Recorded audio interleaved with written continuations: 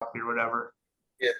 Okay, we're live. Hey guys, welcome back to another episode of the Typical Skeptic Podcast. I'm so sorry for the delays. I would call it, targeting or government interference, or I don't know, entity interference. I'm not even sure to know at this point, but all kinds of computer issues and everything else like so. But regardless to say, the good news is we're here. And who I have with me, I have an all-star cast today. I have with me making his first appearance ever. I have with me Matthew Bustos. And then I have from the other side of the pond, I have with me Michael Cameron.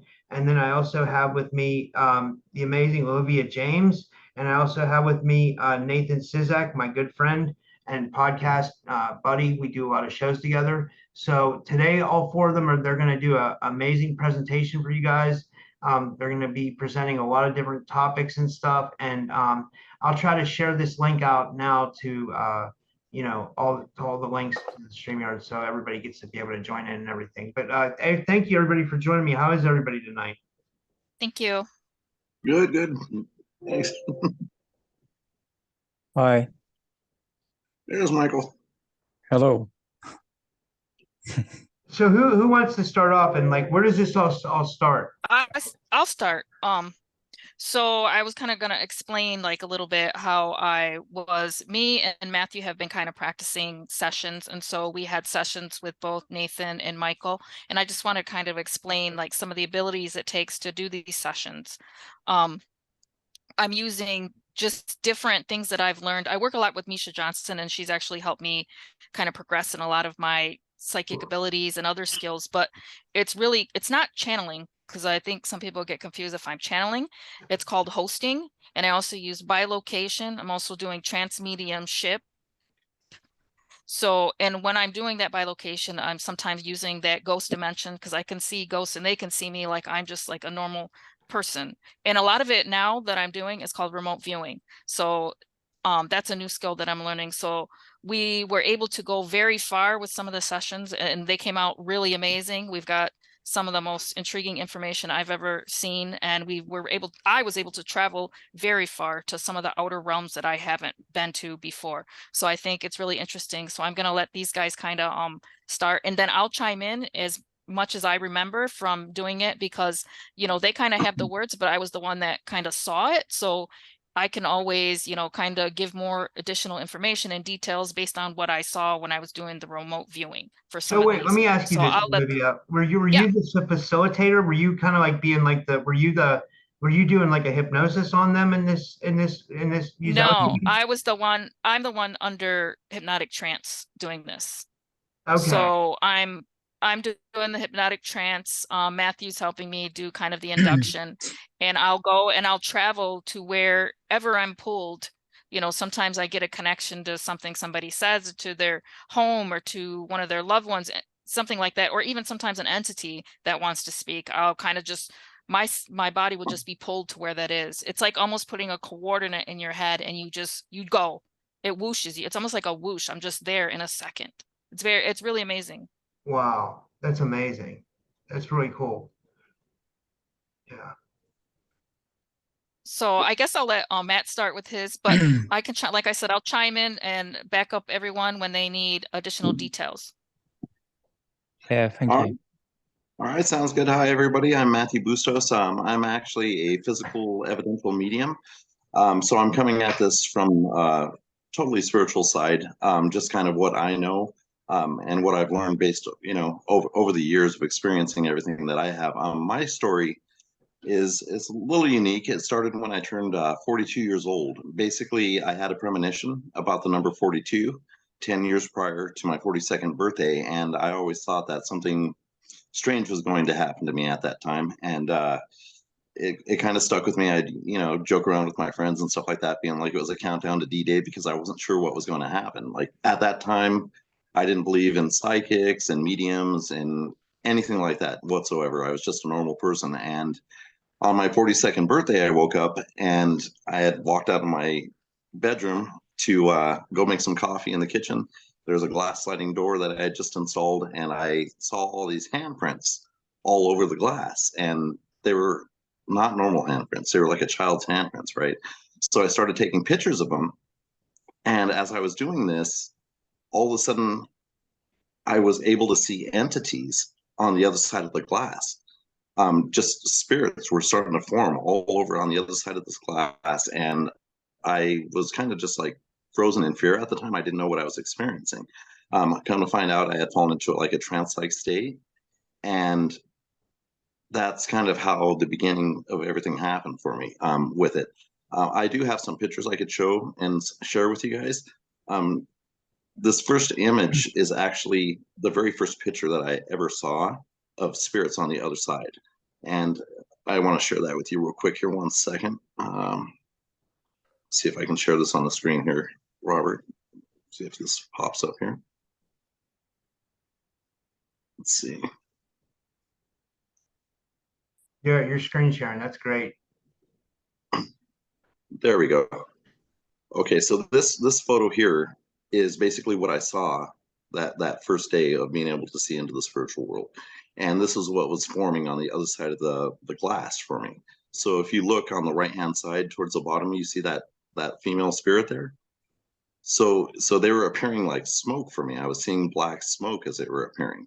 And I wasn't sure what was happening. I just kind of sat there, looking at these entities forming on the other side. And I didn't realize at the time, but I had fallen into like a trance-like state. And that's kind of how my gifts work, right?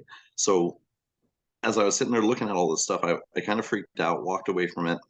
I sat down and started reviewing my photos, and come to find out everything that I was seeing was still, on my camera. So when I was looking with my physical eyes, I couldn't actually see any of these spirits, with my physical eyes. But when I looked through my camera of the phone that I was holding at the time, I was able to see like reality change in a way. So everything that I was experiencing was like almost like going into the spirit world that way. So does that make sense? Yeah, that's amazing. It's amazing. Okay, 1 second here. Sorry about that. Trying to figure out how to get it back in here. Sorry, guys.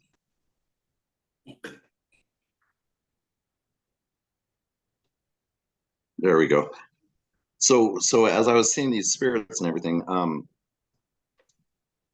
I started experiencing it for like 8 months of just kind of being scared of everything that I was seeing. They were appearing all around me. I didn't understand it. I had to do a lot of research into spiritual gifts and mediumship gifts and psychic gifts and stuff like that. And come to find out, what I was doing was a combination of physical mediumship and something that wasn't seen before. Usually physical mediumship was done in popular like in the 1890s.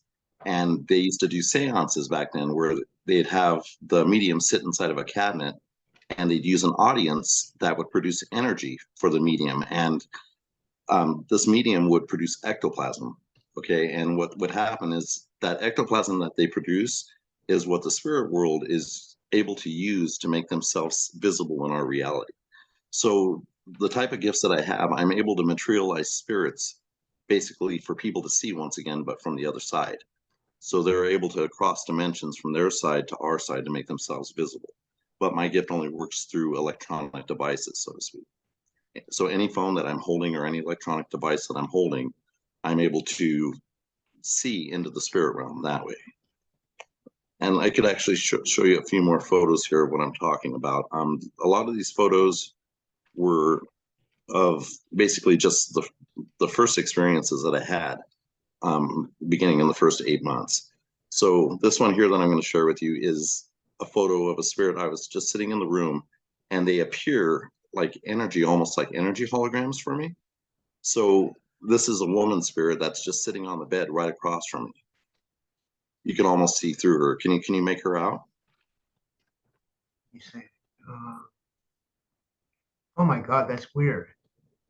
Right? You can see her hands, her arms, her elbow, her shoulders, her face, everything. And why do you think this is coming through, Matt? Like, what do you think is causing? Do you think it's an ability you have, or do you feel like you've opened a portal, or what do you think how do you think this is happening? Okay, so yeah, I didn't understand it at all, right? And a lot of people that I talked to in the beginning didn't have any way to explain it to me, because physical mediumship is a very, very rare gift. There's only a handful of physical mediums that are actually practicing today that are doing it publicly. It's a really taboo type of mediumship. So what I realized is that all this black smoke that I was seeing was actually what's called ectoplasm that I produce, right? And it comes out of my body. So it comes out of like the pores of my skin. And what the spirit world does is they are able to use this substance and manipulate it in their realm to make themselves physical in our realm. So I'm going to go back to another photo here real quick, and I'll show you exactly what I mean by that. The ectoplasm that I produce in these photos is actually coming out of my pant legs, and it appears like a black smoky substance. So when I first started seeing this stuff, I really wasn't sure, what was going on until I actually got to know the two guides that were kind of trying to teach me everything that I know today. Can you see that? What am I looking at? What are we?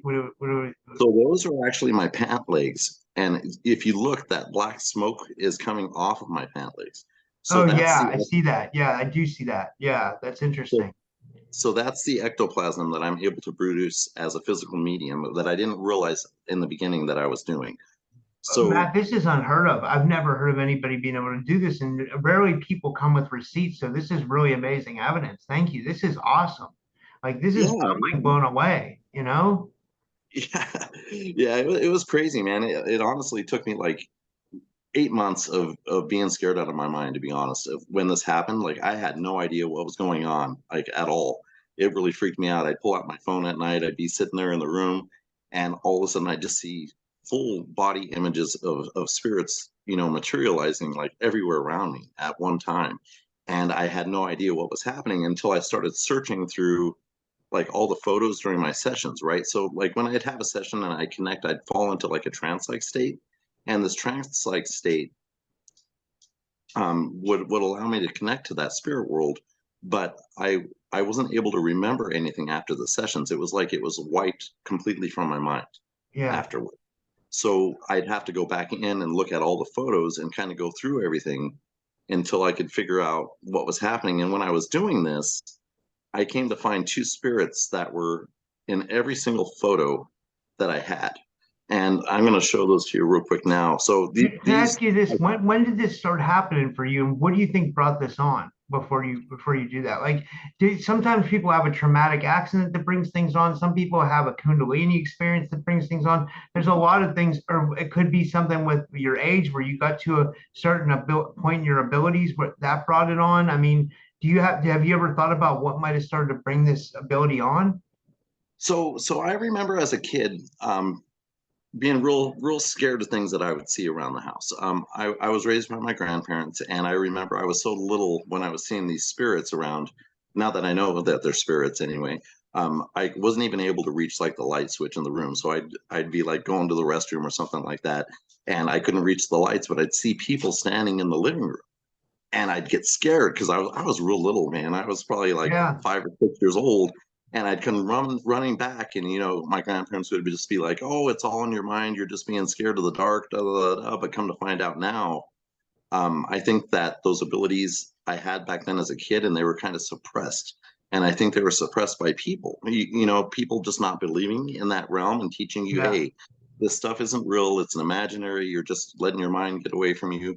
And it was completely something that wasn't that. You know what I mean? Yeah, Like, and this is amazing. So yeah, I mean, this is I'm blown away. Like I didn't realize we were going to get into this. This is amazing. yeah, it totally is. Like it's really hard to explain to people. So like on my Facebook page, I started off real slow. This stuff happened to me in 2017. So I've been practicing now for like 7 years. And like I say, when it first happened, I didn't understand it. It took me about 8 months to kind of get a feel for it. And what would happen is I'd connect, these spirits would form around me. And I noticed that my two spirit guides, I had two spirits that were in every photo that I took that I review, right? And they started communicating with me. So I have a spirit guide whose name is Lily Mae. She's a 5-year-old little girl, and another one who's a 26-year-old Native American girl named Layla. And they're the ones that are actually doing all of this. So they use me as a bridge. I'm a bridge basically between those two realms. They're the ones who bring everything through. They just use me as a vessel, pretty much. So they showed me so many things, man. I was able to open portals into that realm, even. and I have photos of that as well. But I spent probably about 5 years of just connecting and trying to learn about that realm as much as possible and understand it for myself, because I couldn't find anybody else that was familiar with this type of mediumship. Nobody has really ever seen this before. So it was very new, very hard to understand, and it was quite the journey. You know, now it's completely different for me. I mean, I do so much good work with bringing loved ones through for people, doing readings and things like that, where they can actually physically see their loved ones now, during a Facebook Live session with me. So yeah, it's That's amazing. So let me ask you this real quick before we get into the image. This is a really important question. So how has this affected your opinion of what happens to us when we die? Like, because some people think that, we're in a reincarnation cycle, which we could be, it's like and there's a lot that goes into that. But I mean, do you feel like some spirits don't reincarnate, some hang back, some stick around, or some have jobs to do or something like that? And that's why you're able to be in touch with these things, or what do you think? I'm still trying to understand that, the best that I can. As far as, everything that I've seen, we're energy on that side. Everything is based on frequency and vibration. So I think that when we pass, that we're just this eternal energy. We're always going to be around. We keep the personality that we have, and that's kind of what I've seen working with spirits over this time, is that it's just a completely different realm that's almost layered on top of our reality right now. So it's here, it's physically here with us. We're just unable to see it because it's at a higher frequency and vibration than we're able to, pick up and visually see.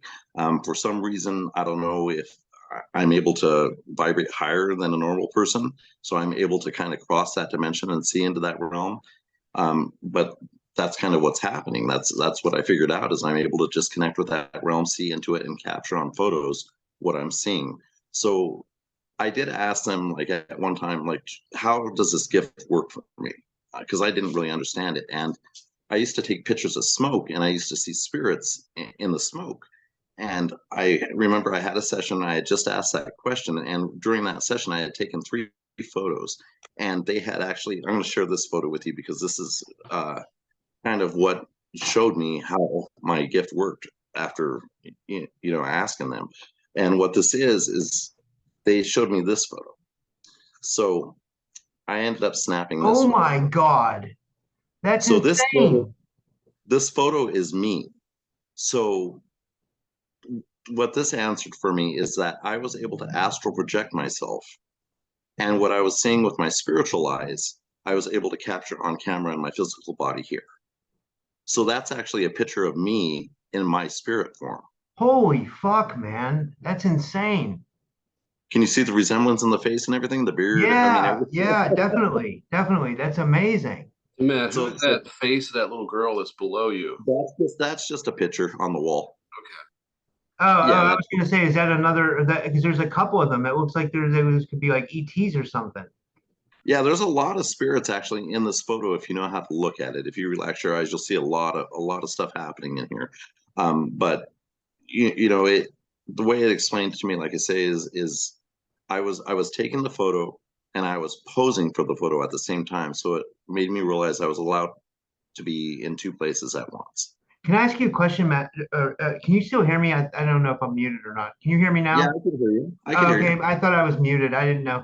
I was going to say, do you ever see like intermingling between the ET world and the spirit world? The reason why I asked that is because it looks like there's like I can spot some ETs out in this picture. But do you ever see like a mixing of the blending of the two, or you know what I mean? Absolutely, I do. And I have some photos of that as well, and I'll put those up for you real quick. So I was able to open portals, is what they showed me. And I'm going to share that with you real quick now. So this is a photo I took when I connected. Oh my God, that's insane. So that's what it looks like for me when I connect. So I'm looking through my phone. And like I say, if I'm looking with my eyes, the reality of nothing changes. But when I concentrate through the phone, what I'm looking at physically changes on the phone. So it's like I'm able to go into a different reality while I'm concentrating my energy and focus through any electronic device that I'm holding. So this is the way I saw of how it looked when you go into the spirit world. Yeah. I'll just say real quick, Olivia, Michael, or Nate, does anybody have anything to add? I know I've been talking a lot, so I figured No, I'd ask you. after he does his picks, then we'll kind of chime in with some stories. Okay, okay. I'm okay. So that's the portal one, and then let's see here, one second.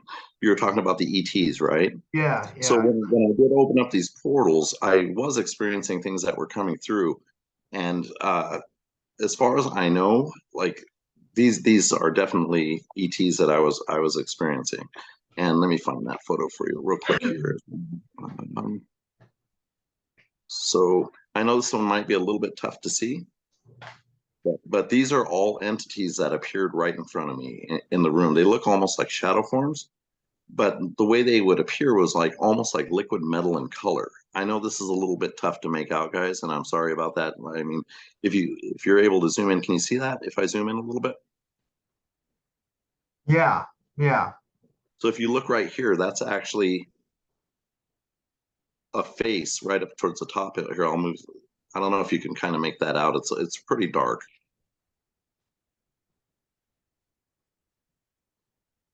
But the whole like background and everything opened up into a different reality there. So all Let me the show dark you. stuff is like a different reality, I'm guessing. Is that right? Yeah, yeah. So they materialize in front of me. So let me show you one more here. Let's see if we can see this one a little bit Show easier. the 4-sequence transfiguration if you can. The which one? The transfiguration of the woman, that four picture sequence. Gotcha. Okay, I know which one you're talking about. Yeah, these may be a little bit tough to see because they're just. Let's see. Hold on one second, guys. I just wanted to add some. I think what it's important for everybody who's looking at these images to remember these aren't being photographed with the lens of the cell phone. This is you holding your phone and your mind, your spirit, putting this into the files of your phone in the form of an image. Absolutely. Yeah, yeah. So here's some photos I could show you of what it looks like during a materialization of a spirit. So that ectoplasm that I was talking about, if you look at this is a spirit actually forming through that ectoplasm. So when they draw it out of my body, they form like little by little. Okay, so this is the body. You can see the body, and then the head is just black smoke. Oh, And God, that's strange. It's like a push and pull system. So right towards the right, you can see the spirit's face forming in this photo. Is that a And shadow person or is that a regular spirit, would you say? So this is actually the first time my guides had ever materialized for me. Wow. Real. So I'll show you the Can I ask process. you a legitimate question? Were you ever scared when this shit started happening to you? Because I would be freaked out, honestly. Man, I couldn't tell you like how scared I was. It took me, like I said, like 8 months to not be scared of it, to kind of go with the flow of Yeah. everything and learn about it. So this is the second photo of that same materialization. You could see the neck area forming and where the face would kind of be. The face is still kind of smoke here. Can you make that out? Yeah. That's amazing. And then there's just two more I'm going to share with you, and that's basically when they form fully. So yeah, this stuff was scaring me because I didn't understand it, and I'd only get to a certain point, and then I'd stop connecting because I didn't know what was coming through at first, right? So as they're forming, those two photos that I shared right there, this is like the next step, and these were taken in sequence as I was connected. So now you can see the face starting to form and come through the materialization process. Wow. And like I say, it was scary at first until I let it happen. And once I let it happen, it was just a completely different story. It was like one of the most beautiful things that I had ever experienced, to be honest with you. Wow. Let's see. That's So amazing. that was happening. And then this is the next one. And then there's just one more after this. Oh. So this is my guide, Layla.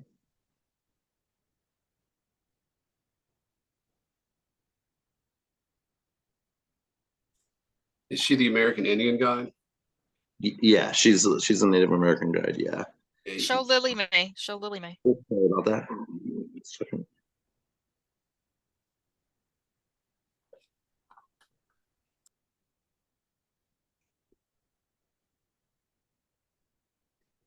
You should touch on a little bit with Lily's picture about how you recorded her for that long recording with her voice where she was Oh talking. yeah, absolutely. And this is Layla when she formed fully for me. Look at her hands. Oh my God, Yeah, her hands look bizarre. Don't they? You know? yeah. So it's like almost like an energy hologram the way they form. Oh my God, this is freaking me out. It's like proving that that the paranormal is very real. You know, that these otherworldly realms really exist. You know, I never doubted it before. It's just I guess I've always been skeptical, but I've always been open-minded. And I've interviewed so many people. I've never really, you know, like you don't see this kind of evidence on ghost shows. Let's put it that way. Like the people that are watching this show tonight are really lucky because you don't get to see stuff like this anywhere. So this is like really amazing. You know, this is it's really fascinating. Thank you so much. This is really awesome. So Yeah, those are there's the no ones reason to be that, freaked out here. Sorry, I just had to say that. I mean, I get touched when I say this. so Yeah. this one here is where she was going back through the spirit realm after I was connected. So if you look, she formed just like she was in life, right? So if you look at her legs, like her legs are still smoke, her hand isn't formed yet, and her head's disappearing back through almost like that portal into the spirit world. Now, this is the succubus, so that's the interesting thing. So do you think this woman No, lived this one in isn't the this physical wasn't world? this isn't the succubus one. Oh, I thought it was. No. So she doesn't show up in the onesie. Okay. Can you show the front picture of Lily May with her pigtails? Yeah. Okay, so that was the first time that my guide Layla had formed. And then my spirit guide Lily May, this is the first photo that I ever took with her when I was connected astrally. And it was the first time she had realized that I was actually able to see her. This is my little girl spirit guide. Wow. And that's how clear I see them, and I'm able to capture them when I'm connected. Tell them about how strong Lily May is, how she's able to disconnect you from discarnates that are kind of being a Oh little yeah, too absolutely. aggressive. She's a little badass, to be honest with you. She's the one that keeps me protected from everything when I'm connected. So I've seen her with like a sword, like just like fighting off spirits at different times. So they act like almost like a bouncer at a nightclub, or the people that take an ID at a nightclub. So it's like they'll stand on this side of what I call the veil. It's like an energy curtain, right? So I'm on this side with them, and through that curtain is the spirit realm. So they stand on this side with me, and spirits will come through to try to make contact with me, and they make sure that they're safe for me to make contact with. They don't let anything through that's negative or bad for anything that I'm doing, which is a good thing. That's amazing. Wow. So many photos to share with you, man. I'm sorry. This is great. This is great. I'm so intrigued. All right, let's see here. I'm just looking through these other photos real quick here. Okay, so here's another cool example of what it's like for me when I cross dimensions. So on that side, if you take a look at this photo, this is actually my legs going through the veil of what I was talking about. Now, you see how they look like they're sliced up? Yeah. On that side, I noticed that there's a team that I work with that is working with me from that side to bring spirits through. So what I noticed is they have like this bed area with like this light ring around it. And what they'll do is they'll have a spirit on that side lay in that bed, and this light ring will bring them piece by piece into our reality to materialize. So when that happens, it's in sections. And this is when they were taking me to that side. If you could look, you see my legs, how they're in sections. They were bringing me piece by piece to their realm, so to speak. Actually, like dematerializing you to some extent. Yeah, pretty much. I mean, yeah, when I first saw this, I freaked out because I didn't know what was happening, but that's exactly what's happening. You can see like where my feet are, that they're going through the veil right there. And This would make like, sense is like, but now I hear like when the people would talk about when they would be abducted and like gray aliens would be able to take them through walls and stuff like that. So it seems like spirits absolutely. might be using the same kind of like technology, or maybe there's some kind of resonance that all the spirits and aliens are using, you know? Do you know what I'm talking about though, when people would talk about stuff like that? Yeah, absolutely. And that's exactly what it felt, what it seems like, because on that side, like I said, it was just like a metal bed and this ring around it, and it would go from the base of their body, starting from their feet, and it would like cut them into a section, and then they'd materialize in like the room that I was in, and piece by piece and section by section until it was a complete materialization of a spirit. Wow. Yeah, it was pretty crazy experiences, man, for That's sure. amazing though. That's amazing. Let's see here what else I could share with you guys. Let's see. So,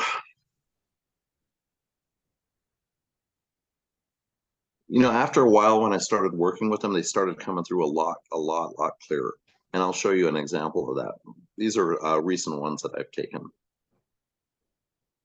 So if you look, this is a spirit that's actually coming from the spirit realm into our reality. She has her hands on the energy curtain of what I was calling the veil. Wow.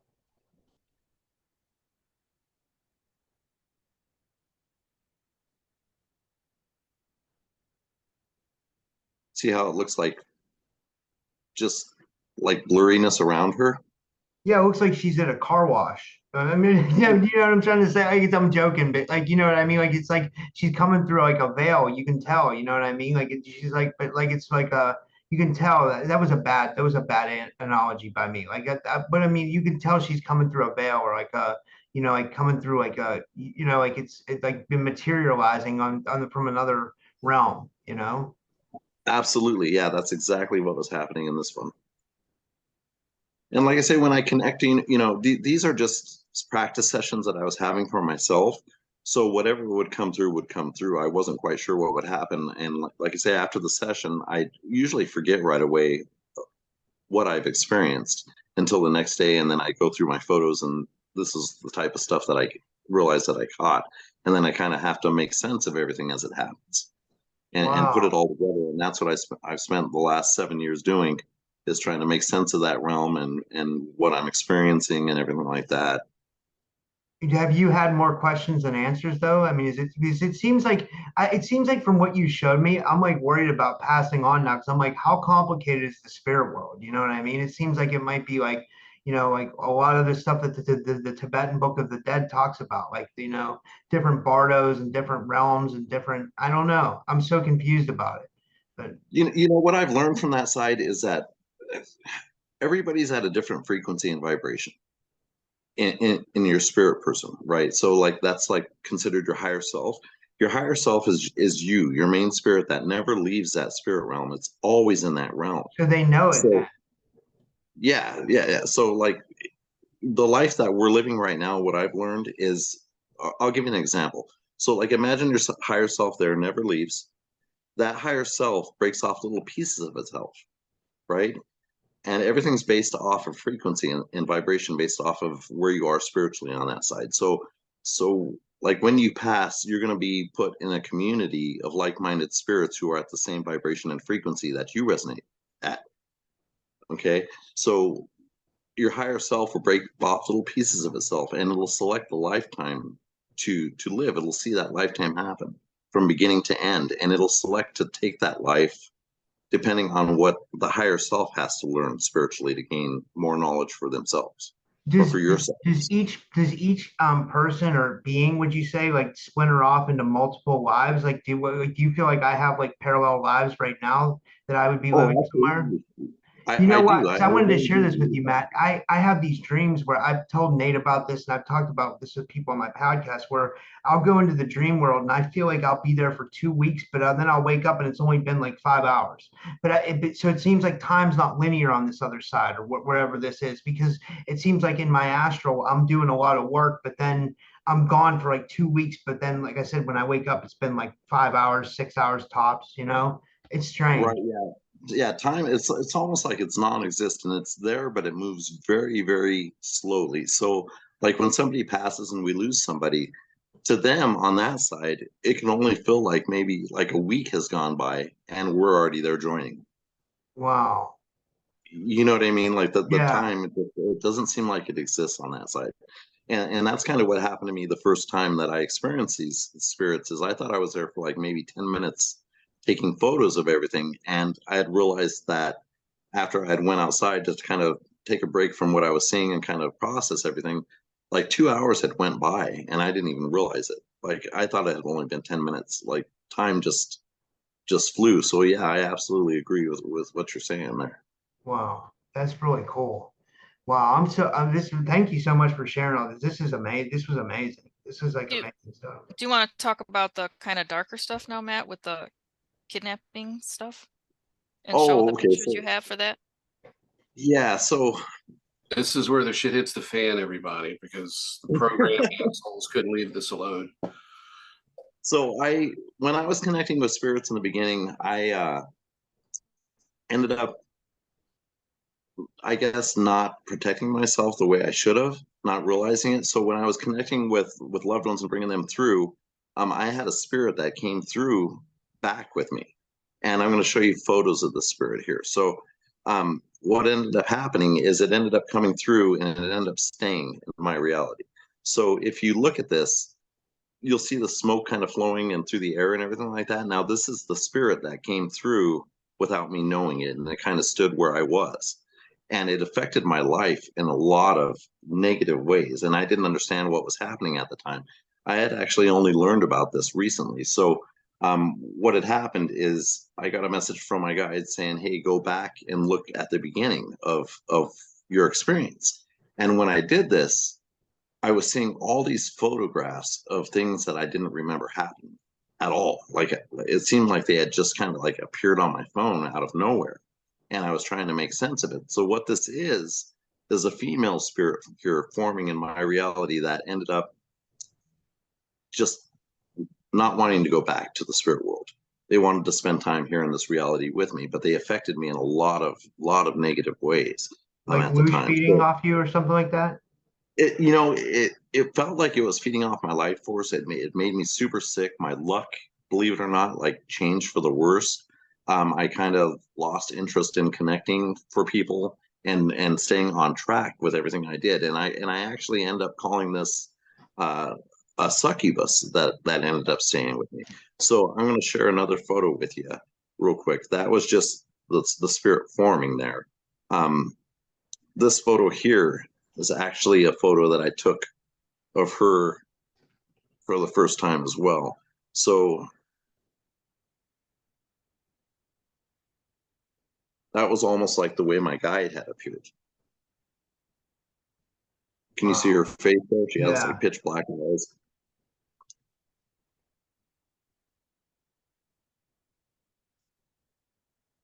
And these were photos that I hadn't seen until recently.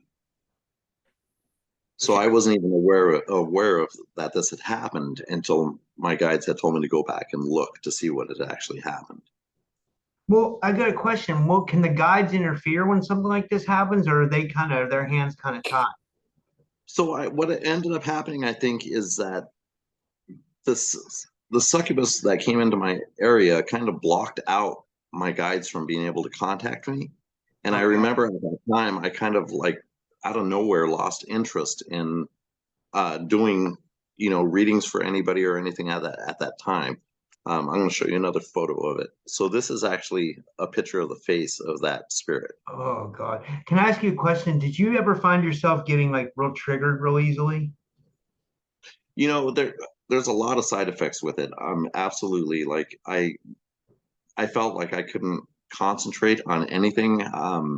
seemed like, simple tasks, like even like cleaning and stuff like that, like things were just started getting real messy and kind of out of sorts.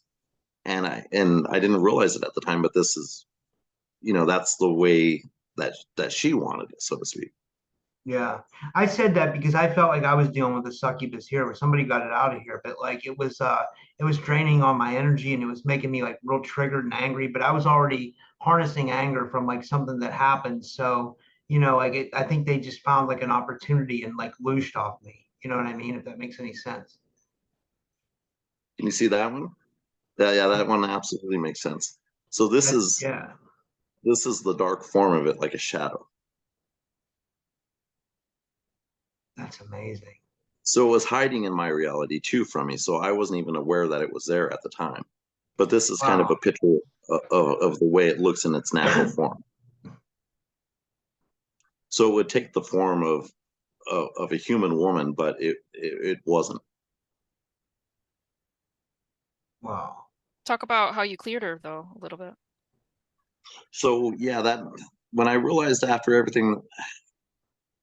all this had happened and what I had experienced and what was around me, I ended up connecting with my guides. They brought an angel through and they were able to help me get rid of this entity, which was a really amazing experience. And I'm sorry, it's when I connect, like I say, it's like they wipe my memory. So I'm only able to go off of the photos that I've seen. But they ended up helping me clear it out. And then Olivia, actually, I did a session with her and kind of was able to confront it and get rid of it in a different type of way. Do you remember how we did that? Yeah, so I did a hosting session for him where I let the succubus take over my body. That way he could speak to it directly instead of letting it kind of like skirt around and jump around the room. So if I had it there in one spot, he could have a whole conversation. And he, in order to tell this thing, and I think it's really important for people to know that it wasn't even, to us, it wasn't that hard to get rid of this finally, because you literally have to tell it directly, you're not wanted here, get out of here. Because whether people know it or not, sometimes you draw these things to you. Because when I was a jinn, I would do that. I would wait for people to be a weak moment or to want someone to take over and help them, and that's when I would sneak in. So it's a lot easier to get rid of them than we think. I think we watch, based on movies and stuff, we kind of get stuck in kind of like a belief, that they're kind of more powerful than they are in our realm anyways. In their realm, they're more powerful, but here we have more of the power. So he was able to confront it directly and let her know that she wasn't wanted, and she ended up leaving. I mean, we've had run-ins with her quite a few times. Like I've done sessions before, and she is very strong because she has almost in the astral realm, she has a lair that she can pull us to if she wants to. And it's like it looks like an old haunted farmhouse kind of thing, and near a cornfield on the left. And she will pull you there. And that's kind of where she's created like a world for herself. So when she pulls, anytime I see that, I know that's her. She's trying to connect to me or talk to me or be around me. So I think she choked me once during a hypnosis session. It was right at the beginning of the session, and I'm doing an induction, and I was working with Misha Johnston, and I'm going down a flight of stairs, and I keep telling them, stop, hold on. And it's because she was choking me. And you don't think that because it's in the astral that it's really harming you, but it's real physical. I felt it the whole time. So she does have power in other realms, just not as much here. Wow, that's interesting. Yeah, and you would know, Olivia, because you've had a lot of experience. For the audience that doesn't know, I'm really familiar with your story, and the people in the audience that read your book, they're familiar with your story. But you've had a lot of experience with entities hosting your body, and that's right. And so you're really familiar with this idea. Is that Yeah, correct? and I just want to make sure people know she is very strong, because letting her use my body was the very first time I've ever felt anyone have like a physical control of some of my muscle movements. And there were certain things that the way I was moving, it wasn't like natural to me. It was just different. I couldn't control my facial movements. She was controlling my face. So this was a really strong entity. Wow. Wow. Well, I'm wondering if it felt more real to you that way as well, because being at the physical mediumship, they formed real in our reality too. So I'm wondering if that's what was happening at that time as well. Yeah, that was the very first time I felt physically controlled, along with, spiritually. I mean, just in the current reality. In other, programs, I was able to, be physically controlled. But in terms of like what I'm experiencing now, it was the first time, and with someone else too as a witness. So after that session, though, like we were able to get rid of it, and like everything changed like right away for me. Like my luck started coming back. I mean, I felt more energetic. Just everything in my life started changing for the positive again, which was a blessing in disguise. You know what I mean? Like if my guides wouldn't have shown me that this was even happening, I mean, who knows how long this could have been going on for me. I would have just been kind of lost in limbo, so to speak. Yeah. Yeah, well, that's interesting. Like, yeah, that makes me think how many people are attached by entities and they don't even know it, you know?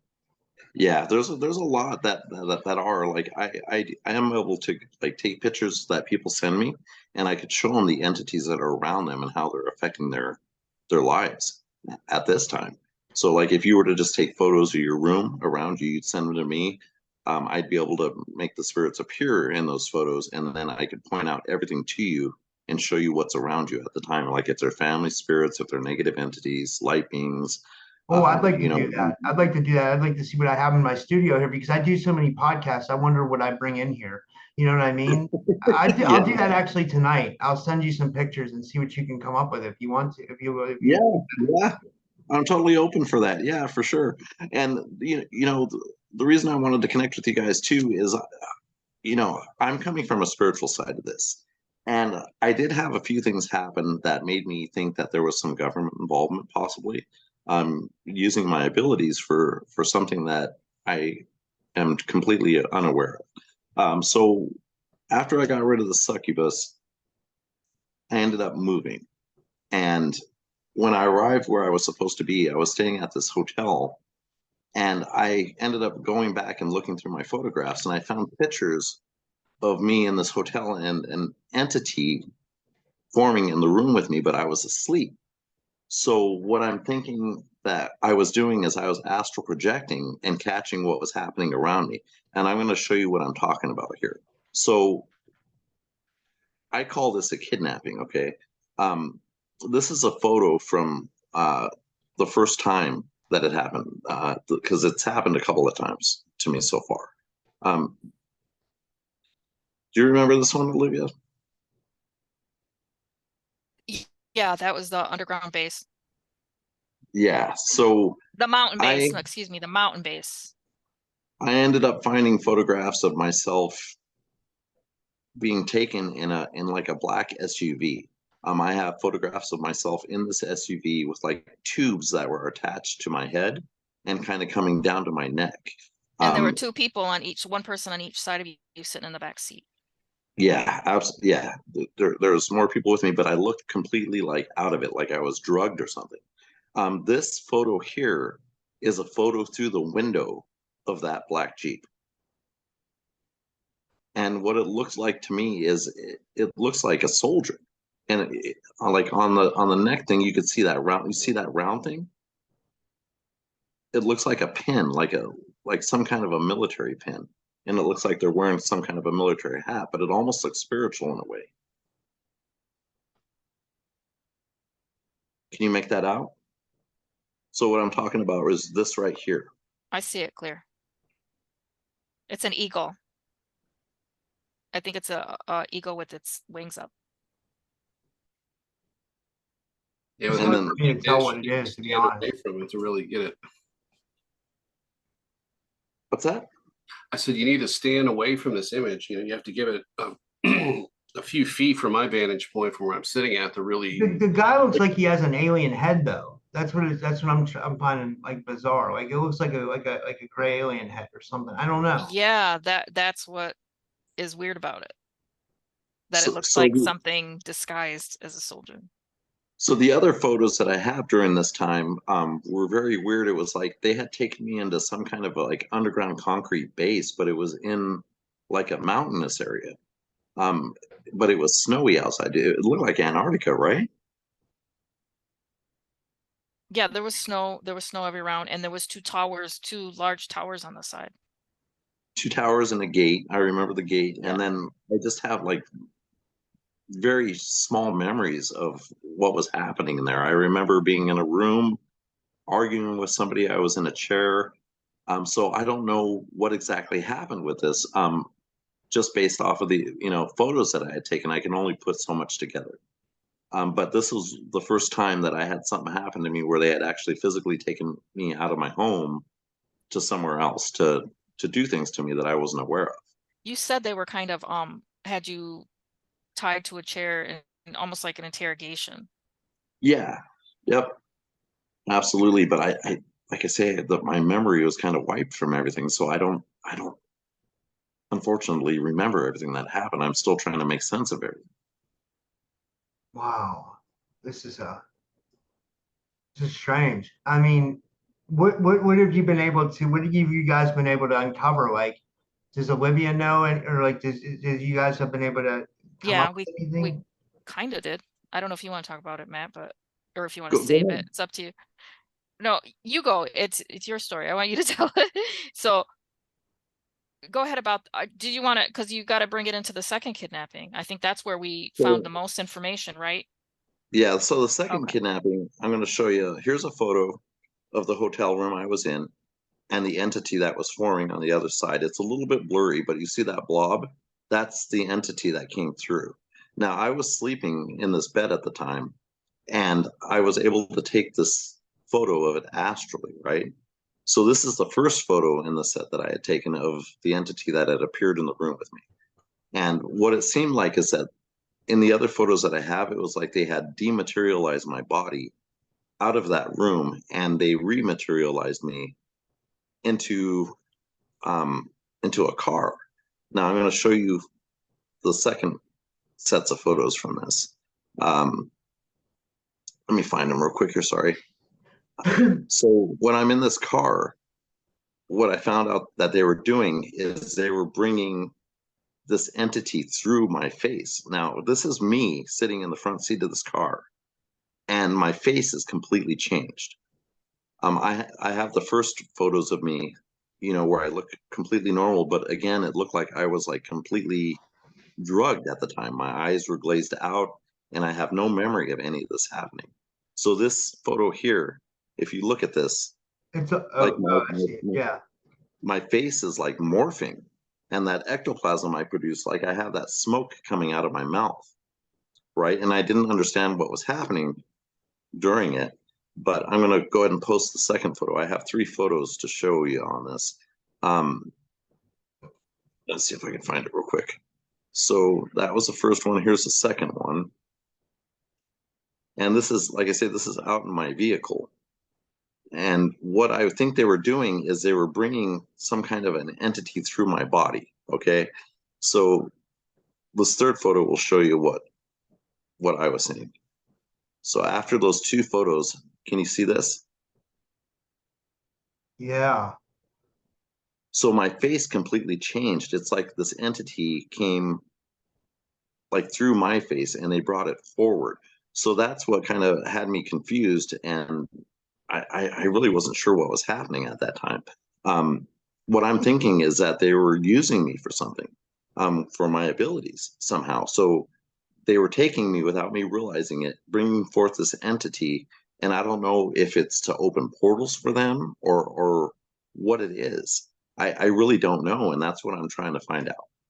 I'm trying to get information on it, learn as much as I can, but I really don't know what they're doing with me. The spirit world did communicate with me, and they did say, like they flat out printed out like CIA for me. So that made me think that that's who's using me for something that I'm unaware of. Can I tell that story about the Mars thing? Yeah. Okay, so there's this story in my book where and this was a conscious recall actually that I had. There was this person I met when I worked on Mars as a profiler. I met this guy that was working on a cargo ship, and we had a relationship on Mars while during my term of service there. And he would go and pick up cargo. And one of the times he went, he came back and he gave me a raspberry zinger. And that's Matthew. And she had told me about this before, and I had no memory of it. But when I started seeing these pictures of the portals opening around me when that succubus was around, I actually had a raspberry zinger at the time. And I'm wondering, when they took me through that portal, if I was time jumping, if I was going back into different timelines or forward into timelines. Does that make sense? And that could have been the time where she remembers having that experience. That's fascinating. I remember you telling that story, Olivia, on the podcast. Like I remember that was, yeah, that's interesting. I mean, when you originally told me about that, someone had given you one of those, the raspberry zinger. Yeah. One thing I wanted to ask you, Olivia, was do you see like so you think Matt might have been involved in the programs? I was going to say, do you see involvement of people who might not necessarily be involved in the programs that the military is kind of glamming onto to use them for their abilities? Like, so say someone's not really involved in the programs, or do you think if someone's being used for their abilities, they're always in the programs? Do you think? You know what I'm I'm saying? not sure. But I would assume so. No, I can't speculate because I'm not sure unless I've seen it for sure. But I just know I've seen him, and I remembered he was on Mars and he worked for Mars Defense Force. That's why I remember him.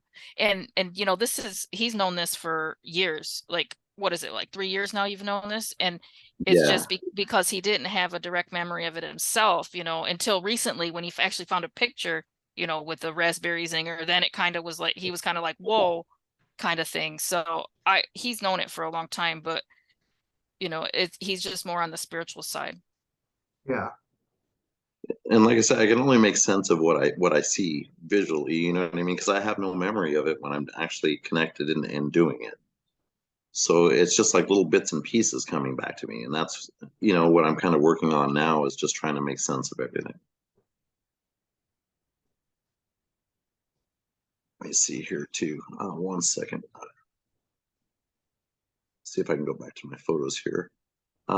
So also, Rob, that time when they took me, check this out. So I have pictures of my car, right? And see those 3 dots on my car? Yeah. So those aren't on my vehicle at all. But during that kidnapping, those photos, these are what I found in the photographs.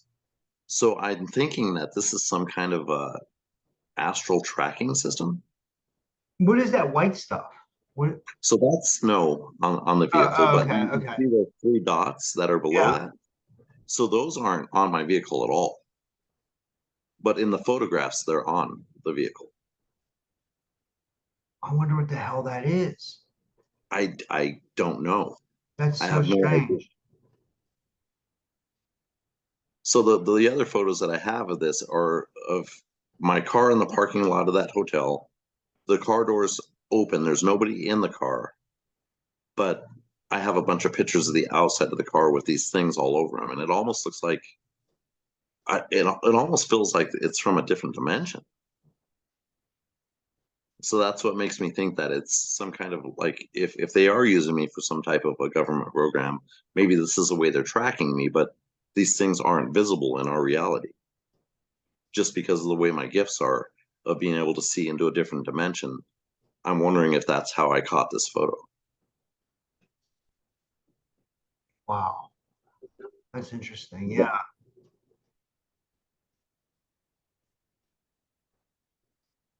Yeah. Yeah, I don't even, I'm not sure what to say. Nate, did you have anything you wanted to comment about it? Oh, I told him, I said, welcome to the programs, but it seems like I just need to say, welcome to the awakening of the programs, because this is obvious what's going on with you. I mean, I won't even speculate. I mean, they are using you for something that we're trying to figure out that's interconnected with a lot of us. And I think they want to weaponize these entities or use them for intel purposes or whatever use they can. They want control over them just like they want control over everybody. And I think they're using you to get that control and to to conduct experiments. That's my hypothesis, and it's an educated guess. So, That's a good point. Why do you think they would want to weaponize the entities though? Just for like astral warfare or something, spiritual warfare or something like that? Power and conquest.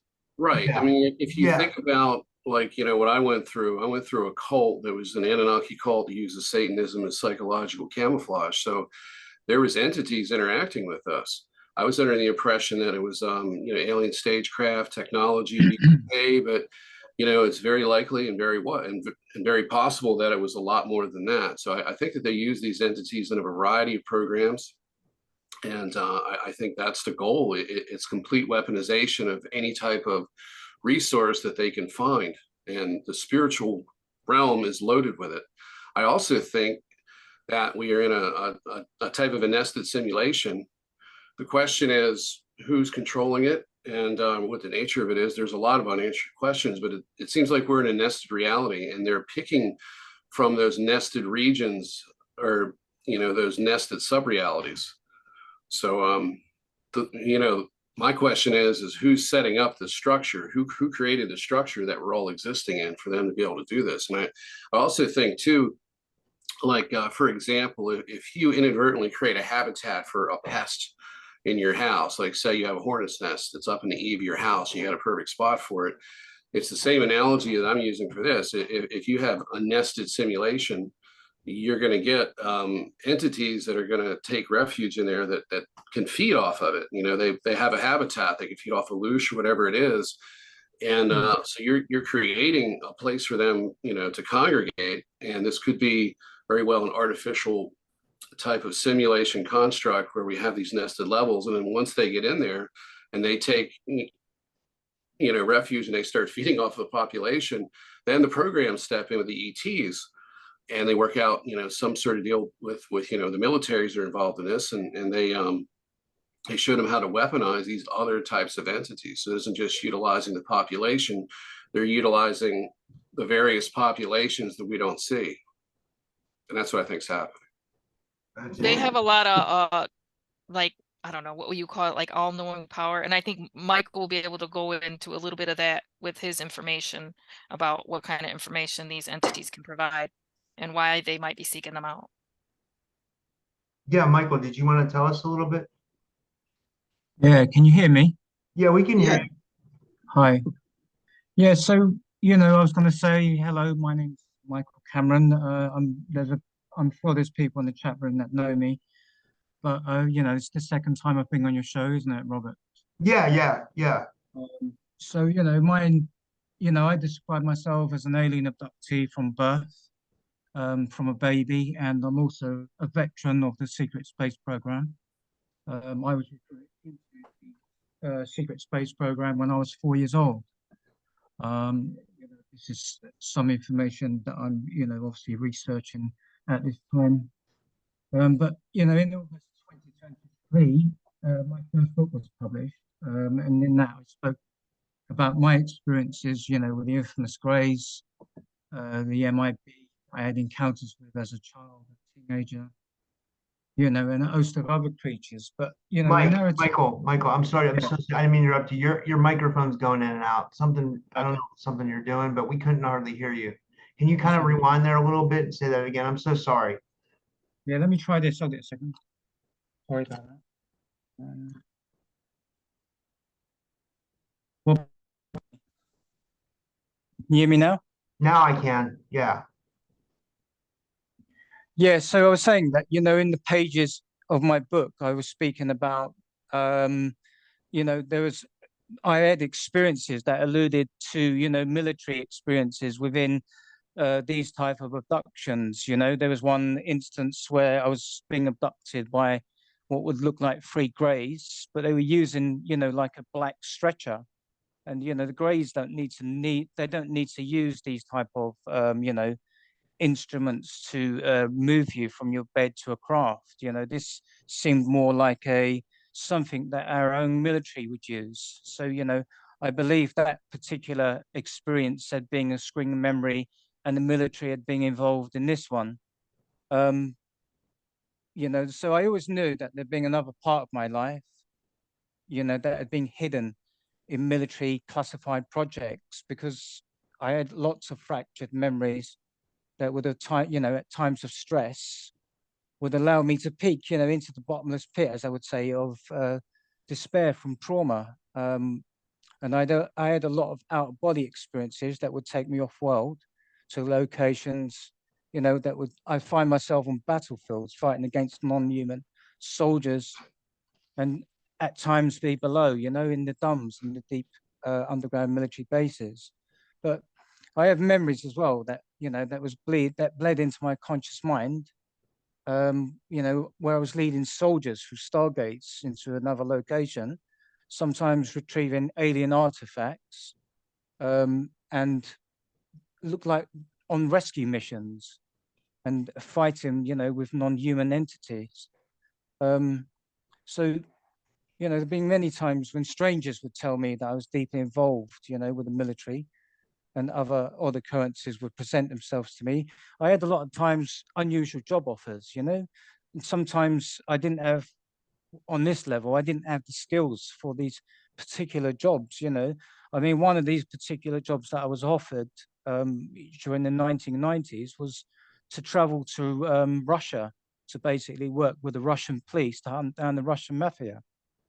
So, this was offered to me, a military contract. And at the time, I didn't have the skills on this level to, to do a job like that. But, when it was getting closer to the time of me actually doing anything, the job offer was then, taken away.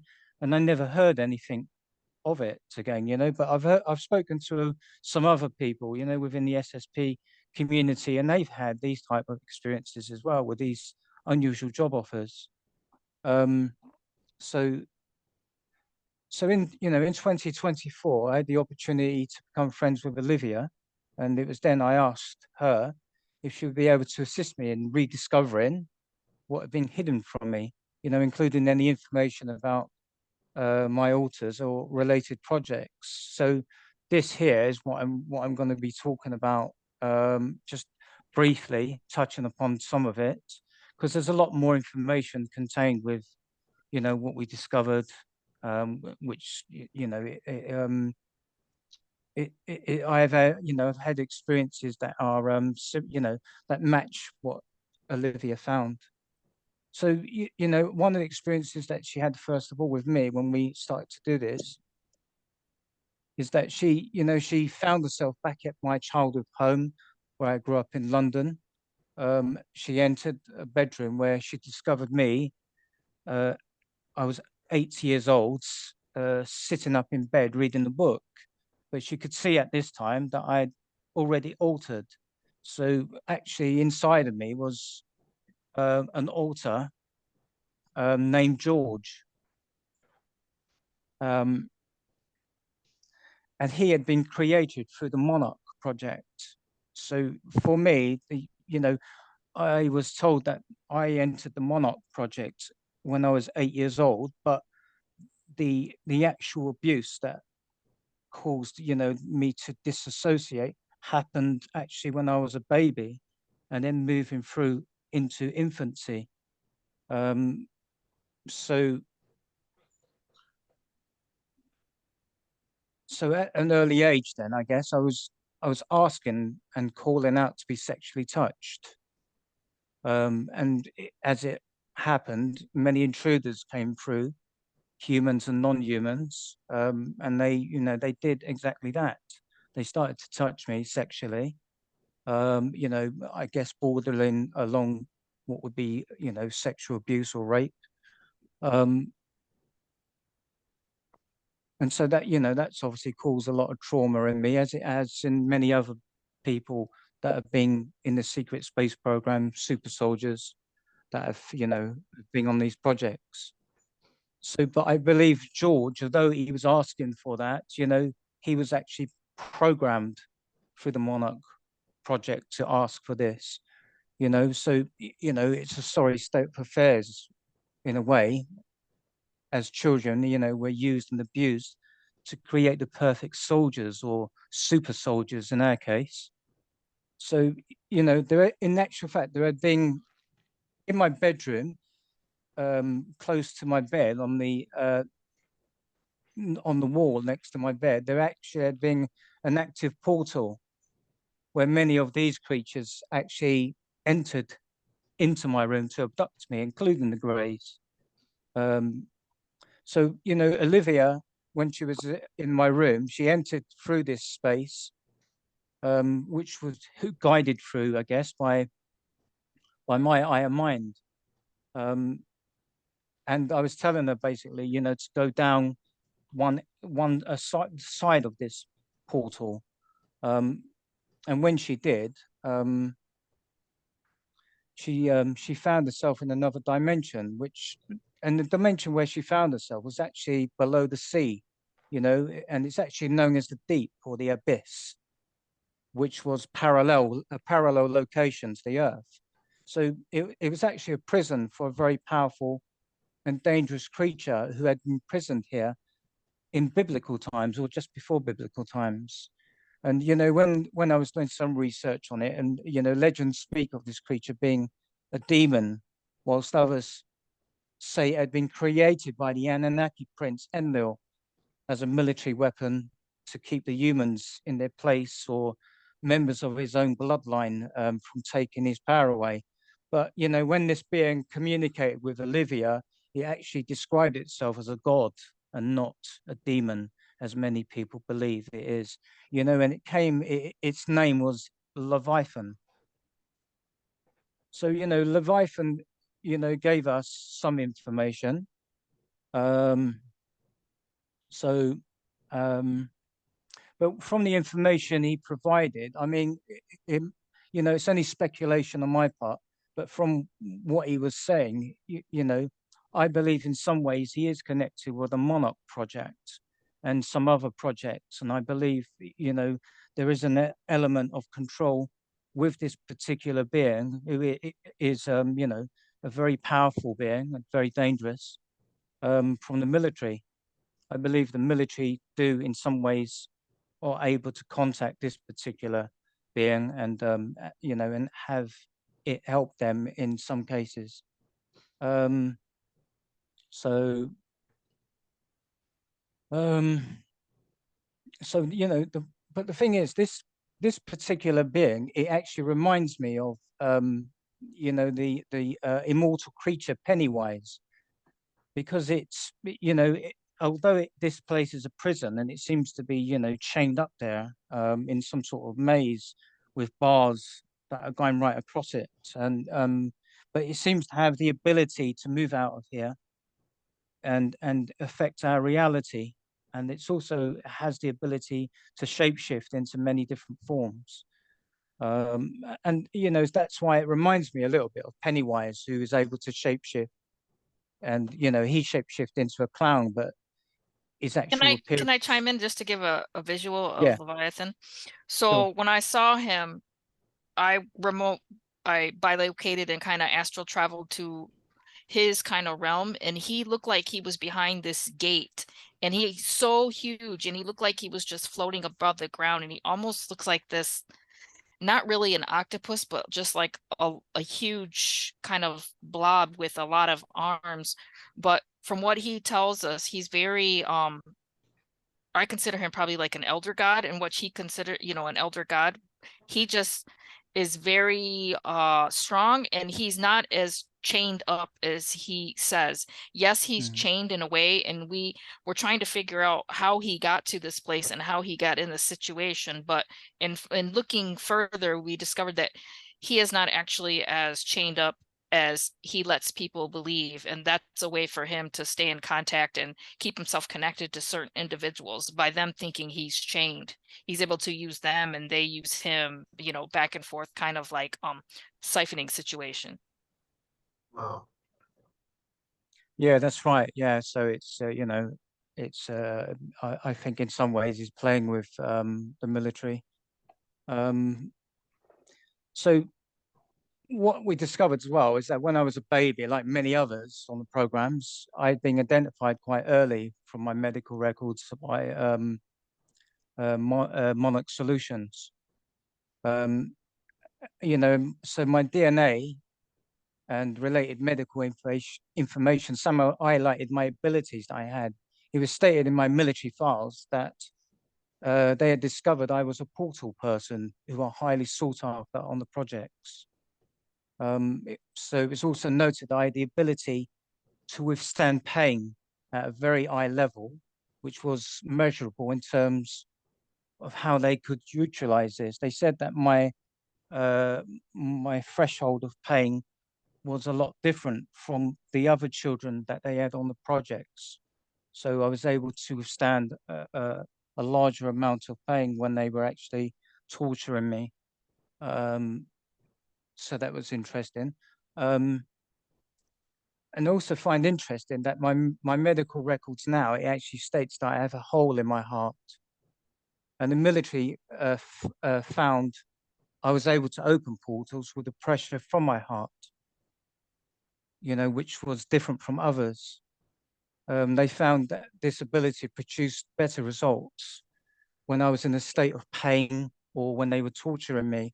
So I was able to open up, Stargate, portals or multiple portals that they were then using for whatever reason.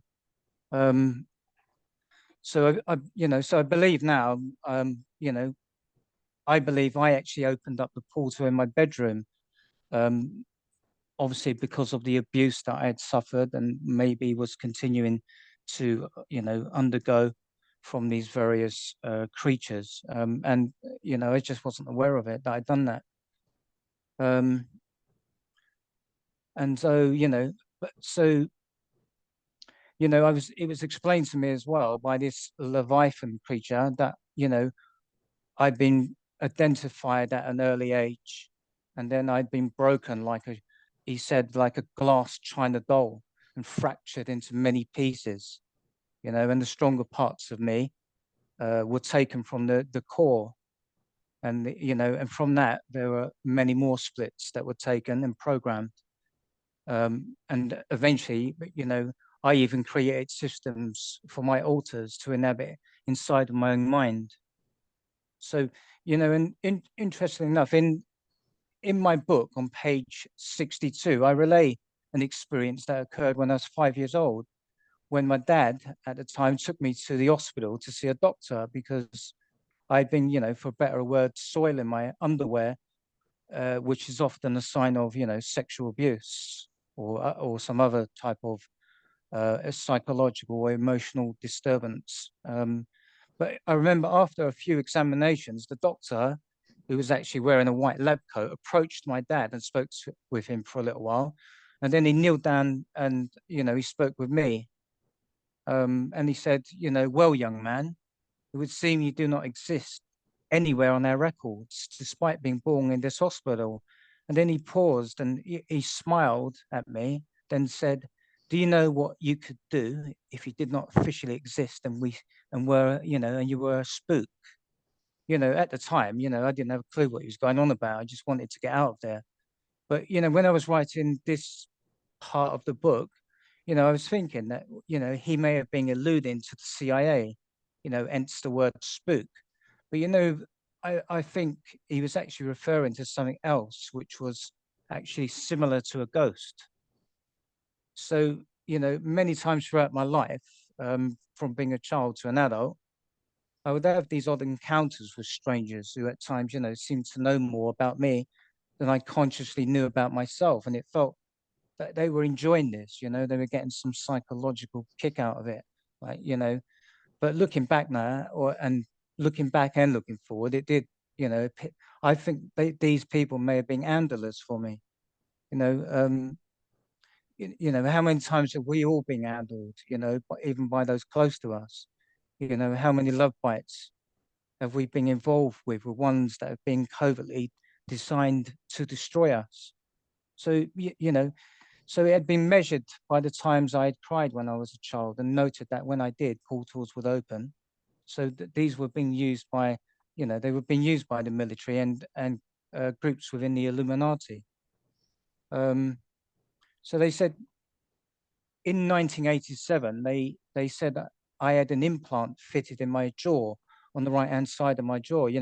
Matthew, asked me, at that time, did I go to the dentist or have any type of work done on my teeth, and I think I did. But they actually said that this particular implant inside my jaw, they said it was actually standard for everyone or every super soldier in the secret space program, that they fit these in the jaw of each of the super soldiers. So they said it's actually just standard.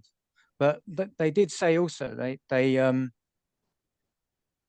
they fitted another one, which was in my right thigh, and they placed this on a meridian line, so like like a chakra or a dragon line. And they said the reason they'd done this was to block my ability in becoming stronger and moving forward in a way that would allow me to express myself, much more fully. They said it was designed to block my true nature in this world. And they said both of these implants had been fitted in my physical body by a man who of mature years. He actually spoke with an American accent, but he wasn't American. And his name was Dr. Weston. But, it's very possible he had been a military doctor from the Tavistock Institute in London, which is a place where a lot of programming is actually carried out on super soldiers, even from the United States, who have gone to this location to be, programmed. I think there's an exchange where people from the United Kingdom go to bases in the United States as well, to be programmed as well. So but what I want to speak about now is actually what I call the shadow. So this, what I'm going to read out here was actually taken from a computer terminal. And it says, what we have accomplished is by far the most challenging endeavor we have understood so far. We have pushed past the limitations or the limits of the known reality, and he has helped us with this. So the he is me they're referring to. So what Olivia discovered was on several military files on me, is that the first experiments for this particular project took place when I was aged between 5 and 10 years old. And at this time, I had been the first test subject for what would then eventually become this particular project. So I was actually restrained on a gurney, and both my wrists and ankles were bound. And there was actually a device on my head which I think actually amplified my brainwaves in some manner.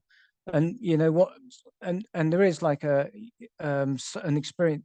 There is something I had actually where I had a similar device fitted on my head back in the 2000s. I actually met a woman who was she was a military remote viewer for Pine Gap, the NSA, National Security Agency site in Australia. One of the, was it Five Eyes of the world?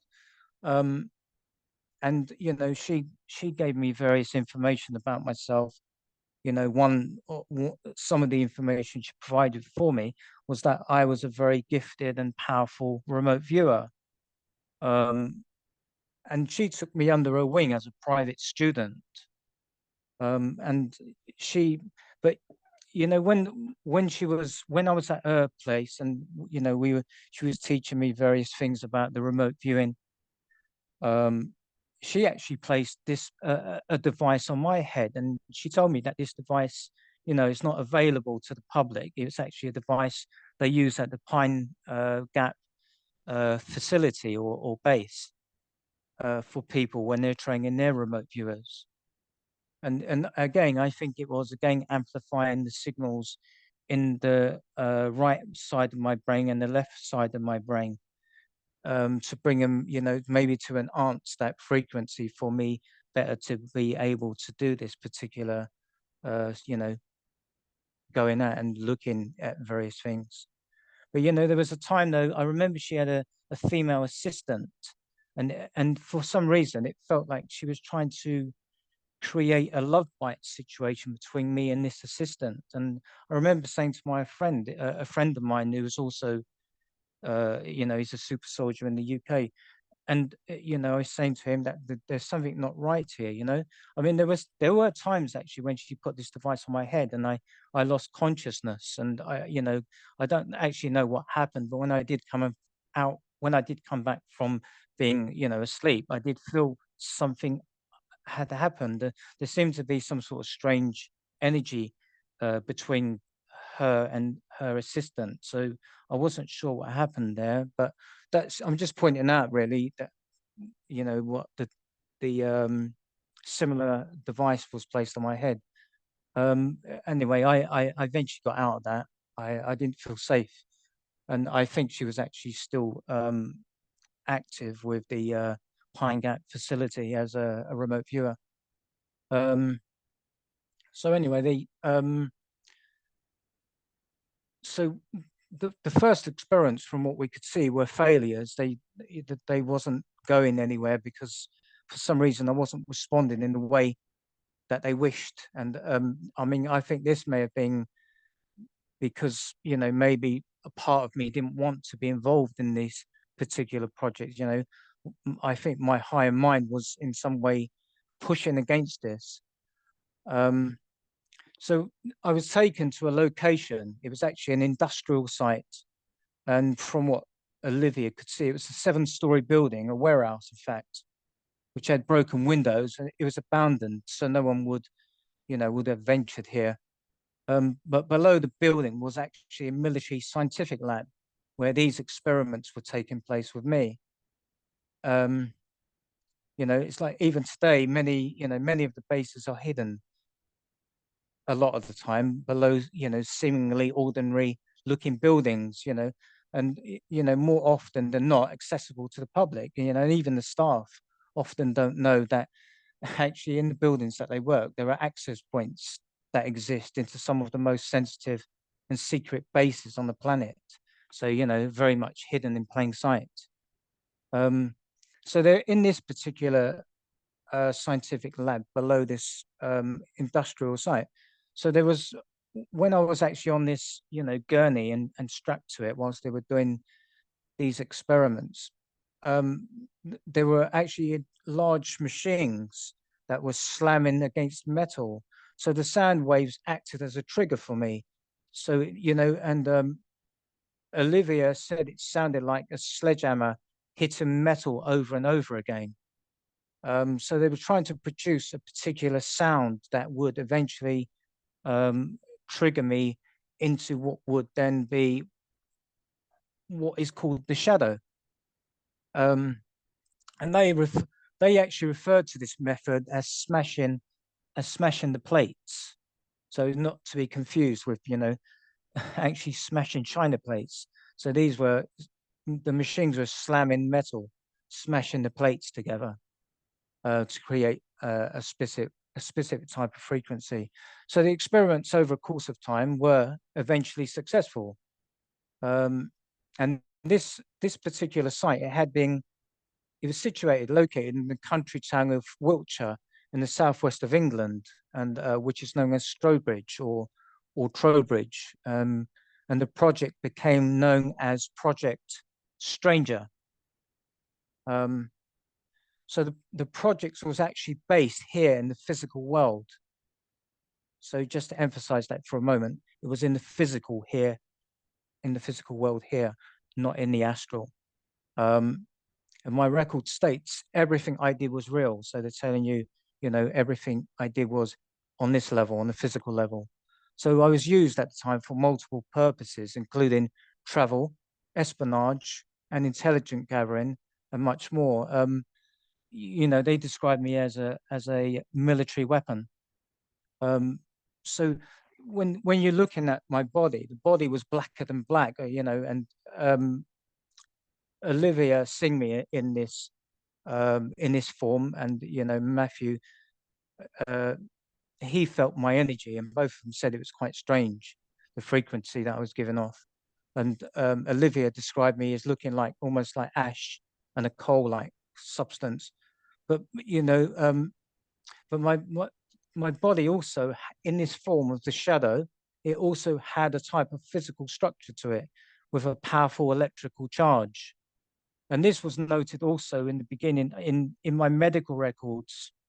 They discovered that my body actually produced a higher voltage of electrical energy than most people, perhaps in this form, I don't know, but they said this is one of the things that I have. I have a very powerful electrical charge to me. And even the guide actually come through and described me as electrical. He said that this man here is electrical. Um, so so the project was based here in the physical world and not in the multi-dimensional. But I'll put a twist on this in a moment to tell you where in fact the project actually started to go. So what they said is that me in this form, I was able to spy in a unique way that other people wasn't able to do. And so it was based around warfare and advanced technology, but over a period of time though, with missions that I'd carried out with this particular project, the scope and objectives of it started to change when they were able to see the potential of what I could do. And so further advances, were made into unknown territory. Even for them, I was able to go into unknown territory that even the Illuminati had up to this point had never been or had never seen. So they actually said that I was actually very strong in what I was able to do, in terms of in warfare. So what I was able to do, I was able to enter into any location on the planet in the physical, in this particular form, and literally become a part of any type of room that I entered into. So the advanced technology on many of the military bases were not able to detect me when I entered bases. And I did actually, it is actually seeing in one of my military records and files that another secret space program were asked, or they wanted me to enter into Area 51, and it is noted on my records that I actually wasn't happy about doing this, but obviously I did. And I think what we have here is that we have various types of, each nation are involved with they have their own secret space programs, whether we know it or not. Obviously the United States has this, and there are various secret space programs that are interlinked together. But I think what you have here is that there are certain bases like Area 51 where certain people, even in the secret space program, they're not allowed access to these sites. So what do? You find someone like me in the shadow form who was able to enter these sites without being detected. So the technology wasn't able to detect me, and neither were any of the alien groups that were there. I was able to go in unnoticed, gather intelligence, and come out of that base again, and then pass this information on to these other secret space programs, and whatever they did with it, I don't know.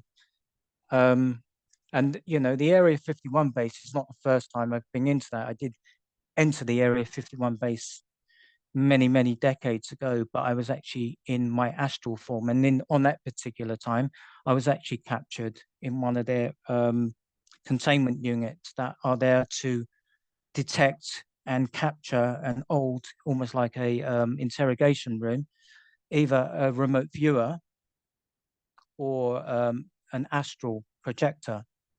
And I actually was caught in one of these containment tanks, and I was questioned, but I was lucky because I actually was released. I got out from it.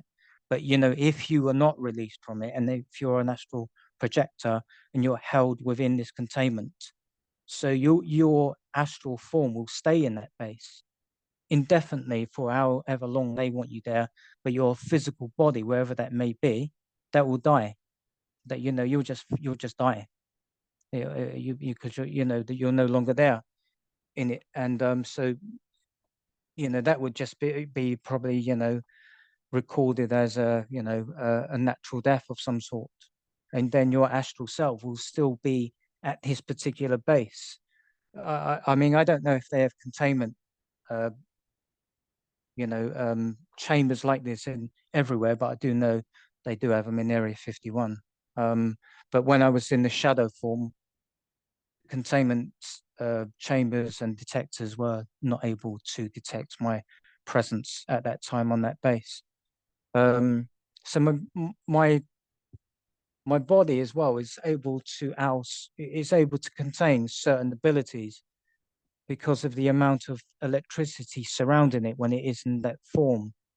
So I'm pretty sure my handlers will be, pissed off at me really for revealing parts of this secret project. And, I've at the moment, I've only touched upon a very tiny amount of the information that we've been able to uncover again. But, some of my handlers are actually overseen by an old order. They're actually a group or a sect, an elite unit and they consist of members of the Round Table, like the Bilderbergs group. These are part of who are in charge of me, among others. Monarch Solutions, and again, who is it? Kruger International. Olivia has more information than that, I think. They actually call themselves the Order of the Shadow. My operational code name within this project is Nemesis. So I am, I'm known as the Shadow, but my project's name is actually the Nemesis. So, and some of the objectives that they are working with at the moment is actually to destroy the divine energy on planet Earth. That's one of it. This is one of the goals of the New World Order. But under this particular project, this is one of their mission objectives, to destroy the divine energy on the Earth. Another one of their objectives, which is much more ambitious, is actually to enter into the higher angelic realms and create a second war there. Now, I must emphasize this is quite difficult, but I must point out it's not impossible. It can be done with, with the right information. You can enter those realms, those higher realms, and you can bring war there. It's very, I mean, there is another piece of information that we've gathered about something. I mean, Olivia, I think, can update you on that in a moment. But what I wanted to say is also this particular project, it was actually based around the physical.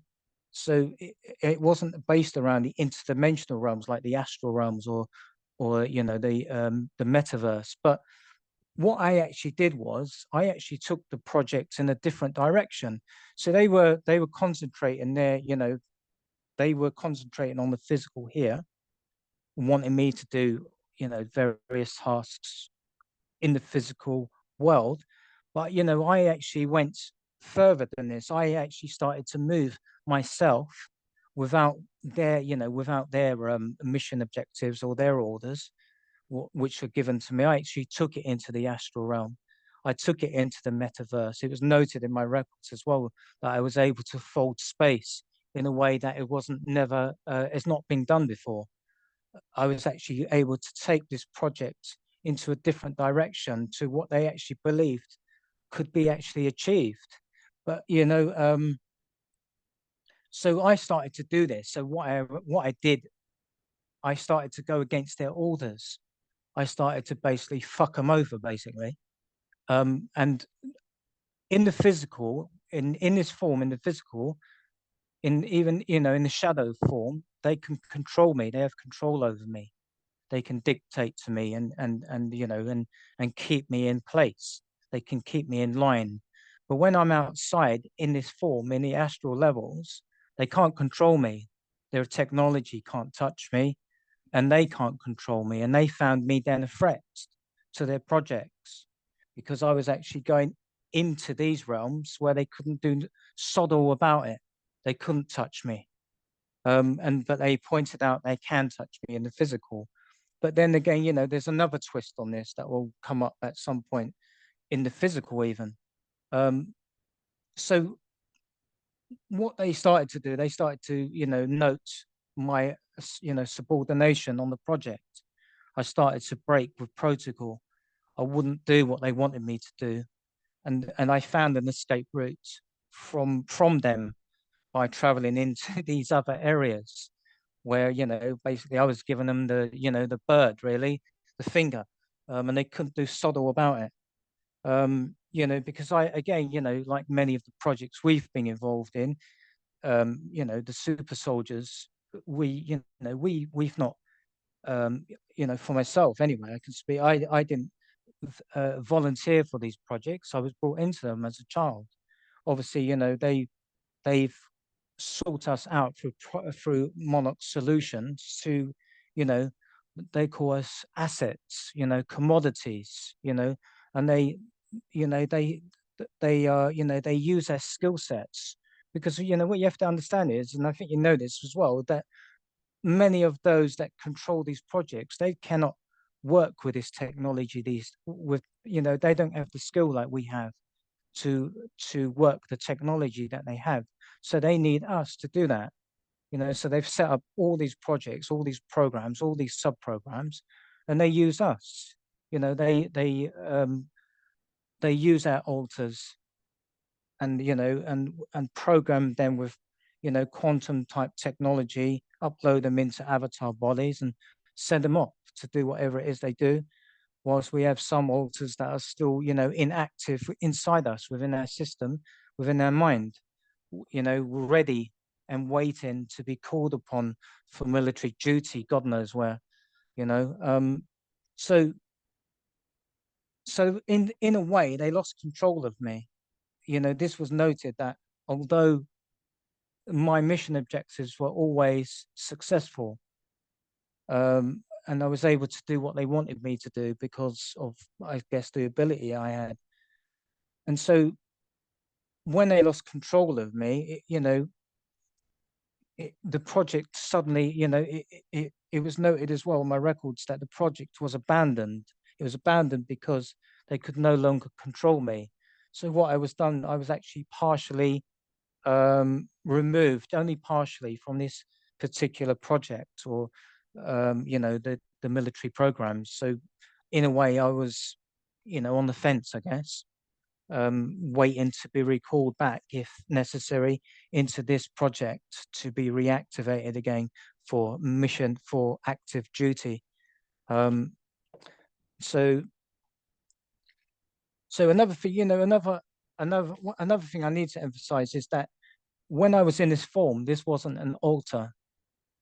This was a skill set I have in this body, which I can do even to this day. But what they've been doing is that over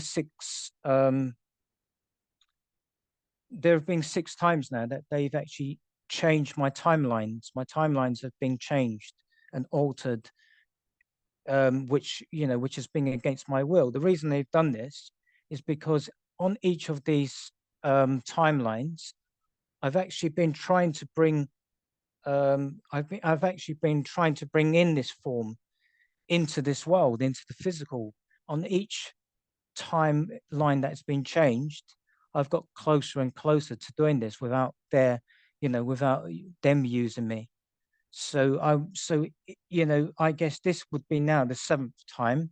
They have not changed my timeline yet, but the handlers that handle me have told me, that is a possibility that they would do that again, because they're frightened that, if I'm able to bring myself on my own merits back into the shadow form, you just got to think really what I could do with that. I could do amazing things with that. And it seems like on this particular timeline, I'm on now, it has been noted that I will be able to do this very soon. I will be able to bring it back into into the physical without their help, and I will be able to run with it. Now they consider that a threat, and it would be a threat because I would actually use it against them. And another thing is that when I entered into the astral realms and the metaverse, I wasn't in and I wasn't an altar. I wasn't in an astral body. I was in my physical body. In this shadow form, I was able to enter the astral realms in a physical type body, and I was able to enter the metaverse and other areas of these particular dimensions that fall actually outside of many of the projects that we have today. But they have, now they have actually, from what we understand, they have other types of shadow beings that are working with them as well. um, you know, that they've actually taken on into the projects, but in a different shape and form to myself. And other what we discovered as well, other types of projects that I've been involved with. I mean, any of you guys in the chat room, may know more about these than what we do. One of them was called Project Grand Dom, DOM. One was called Project Light Switch. Another one was on what was noted on my records was Project Plainclothes, Project Witchblade. So, these are just a few that we've discovered so far. I mean, if any of you guys know what they are, please, if possible, give me a heads up, please. I'd like to know more about these particular projects that I've been involved in, because at the moment, I don't really know anything about these, only that I've been involved with them at some point. I mean, a lot more information come up as well about being involved with, the secret space program and as a super soldier. And again, there were times I was utilized on Mars, in actually the shadow form, I guess as a super soldier in that form. And I worked mostly on my own. From what we can understand is that I was taken to a military base in the United Kingdom, where actually a lot of super soldiers go, including those from the United States, and then they are then brought, over to Mars to carry out various projects. But whilst I was actually on this particular base, they kept me separated from other super soldiers. And it was also noted that when I was on the base, there were a few super soldiers there that actually called me a freak because, they knew I was part of a subtype project involving the secret space program. But, nevertheless, we were on the same team. It's just that, it wasn't my fault. I was separated. And I think they kept me in a different part of the base away from the other super soldiers. For I don't know, for maybe for control purposes. I think Olivia might have more information on why they do that. But nevertheless, I was also, I have many authors that was involved in the secret space program and on Mars as a super soldier. I was actually an officer, a commanding officer in many times in many of the roles that I've carried out. Another piece of information that I was given is that they said that my IQ is very high. It's higher up than what I've been led to believe for most of my life. I'm not stupid, of course, but it's actually at a higher level. I mean, and when I was doing research as well, it actually states that my IQ was higher than 140, and that this was recorded from when I was a child because they said again it was measured. My IQ was measured, and it was something they were able to utilize again. But it was also I was programmed to believe that my IQ was a lot lower than what it is, so that I wasn't able to cause them problems, and also because I wouldn't be able to do certain things. It would isolate me. it would cause me a lot of pain. And again, we come back to, you know, this ability of being a portal person. And I know that many of us in the secret space program, in the super soldier programs, I know there's many people, many, you know, super soldiers that are portal people. They have the ability to open and close portals. You know, this is a skill set that we all possess, and it's one that they also, you know, they use for their own purposes, along with many of the other skill sets that we have. They use this for their own benefits, and obviously they're making money out of it as well. So, you know, this is something, you know, that is obviously wrong, and it's something that we need to do something about. You know, it's all very well having disclosure, but you know, I'm looking at something a little bit more colorful to do with this. Anyway, but you know, this is where, you know, I'm going to end my discussion. But as I said, there is a lot more information that I have that we've uncovered about this particular project and myself in the form of the shadow, or, you know, the nemesis, as they would call me. And, you know, this is something I would like to share later on with you. And, you know, go over a lot more of the details involved in this particular project. You know, and I think, you know, Olivia, if you'd like to, you know, tell them a little bit more about. I was going to talk about what happened when I went in the base. Yeah, do that. Yeah. Okay, Matthew, you want to help me with this one? So when I was doing this session for Michael, I wanted to try this thing called remote influencing. So, because we were kind of getting, there were some places we were getting stuck. And I'm telling you what, I've been practicing a lot, and some of these handlers, they have abilities too, and some of them are really tough to get past their wall. Because what I do, when I do this, it's sometimes I can interact with the other person by doing something I call talking to their brain. I don't know how else to describe it, except I'm able to connect with their higher self and get information from them, you know, in that way. So I wanted to go in this base, and we were able to get into a base called Pine Gap. So I remote viewed and kind of astral traveled there. So I was there. It's not just looking at it. I actually traveled to this place. So once I got inside, there was this, in the inside of this place, there was this huge locked door, and it had a number red code at the top. And I couldn't get in. I couldn't see a way into it. I kept, you know, kind of fumbling around, and I couldn't get into, you know, I couldn't figure out.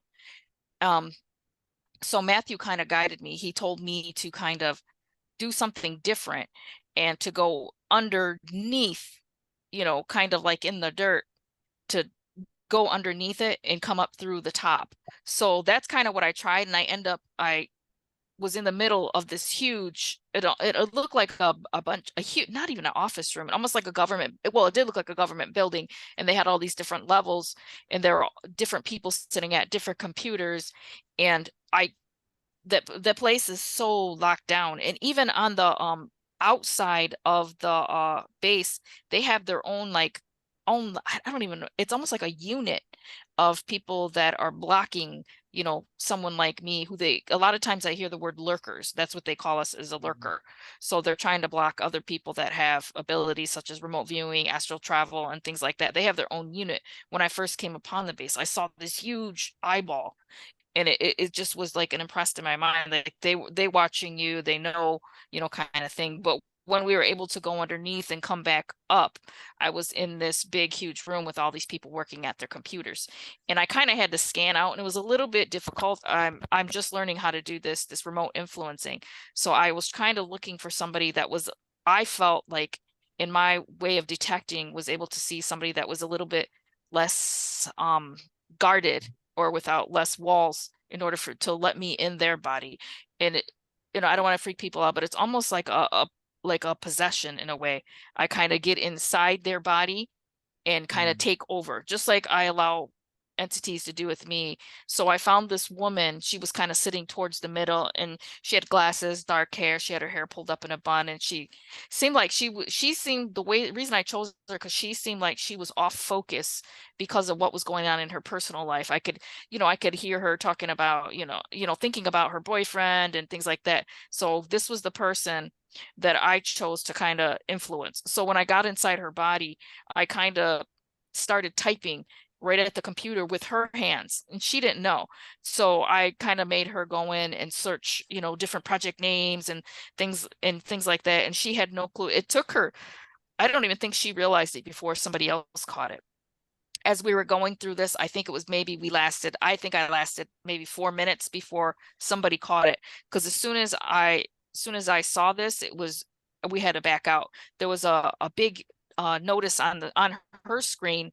It said break screen, and which means she had to stop everything. And she knew, and she was kind of like startled. And then I just jumped out, and then we left, but not before we were able to get a lot of information from the computer, and just from being able to enter this place and see what it's real, and see that it's way locked down behind all these different doors and panels, and that they have their own unit that are trying to block remote viewers, and they're remote viewers themselves. And when you're doing remote viewing, you're sometimes you can push out these energies. They're called almost like energy assassins. If you've ever, heard of anything like that, they can even make energetic voodoo dolls. So some of these people they can push out energy. That I've encountered them on Mars. When I'm trying to get into a door, they'd have their own team that they can actually hit you with astral bats, and it feels real in the astral. It's not, to me, it doesn't feel fake. I feel sore sometimes when I get up out of trance, or, in this particular session, when I got out of trance, I had a tear in my leg. So, it's really interesting how some things can creep from the astral into the physical world.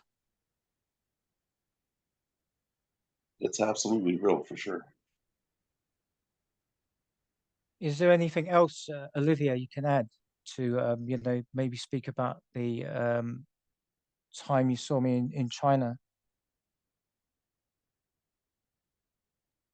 Yeah, so when I remote viewed you in China, I saw you in this huge club, and when I was there, it's almost felt like I was like standing behind you, and you were very buttoned up, kind of like fancy shirt type, and kind of hanging out with these really pretty tall, blonde women.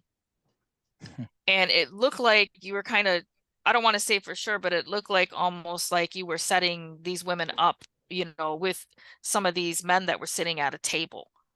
So it was just a real kind of like lively place, a lot of drinking going on, a lot of music and things like that. But I think that one of those people that you were at the table with, you had known on a different base, that you guys had some type of connection on a base, that you knew her already.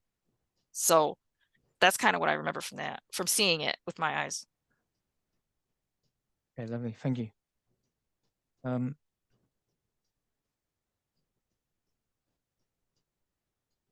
So I'm finishing my presentation at the moment, Robert.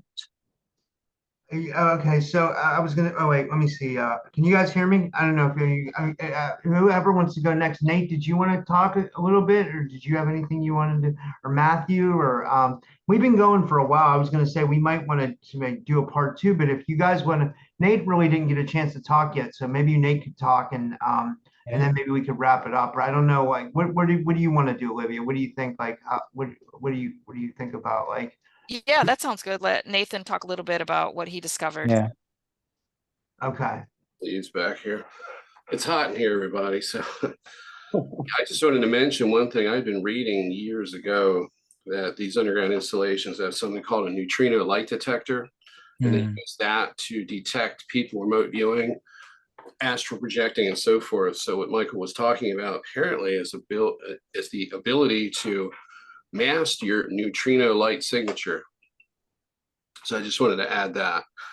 And apparently neutrinos, what I understand, and I could be wrong about this, are the fundamental particles of the soul and basically the conscious reality. And I think neutrinos don't have a charge, which is why they're called neutrinos, but they have the ability to, I think, manifests into matter. And if you think about it, what comes out of stars, which is just a flood of neutrinos.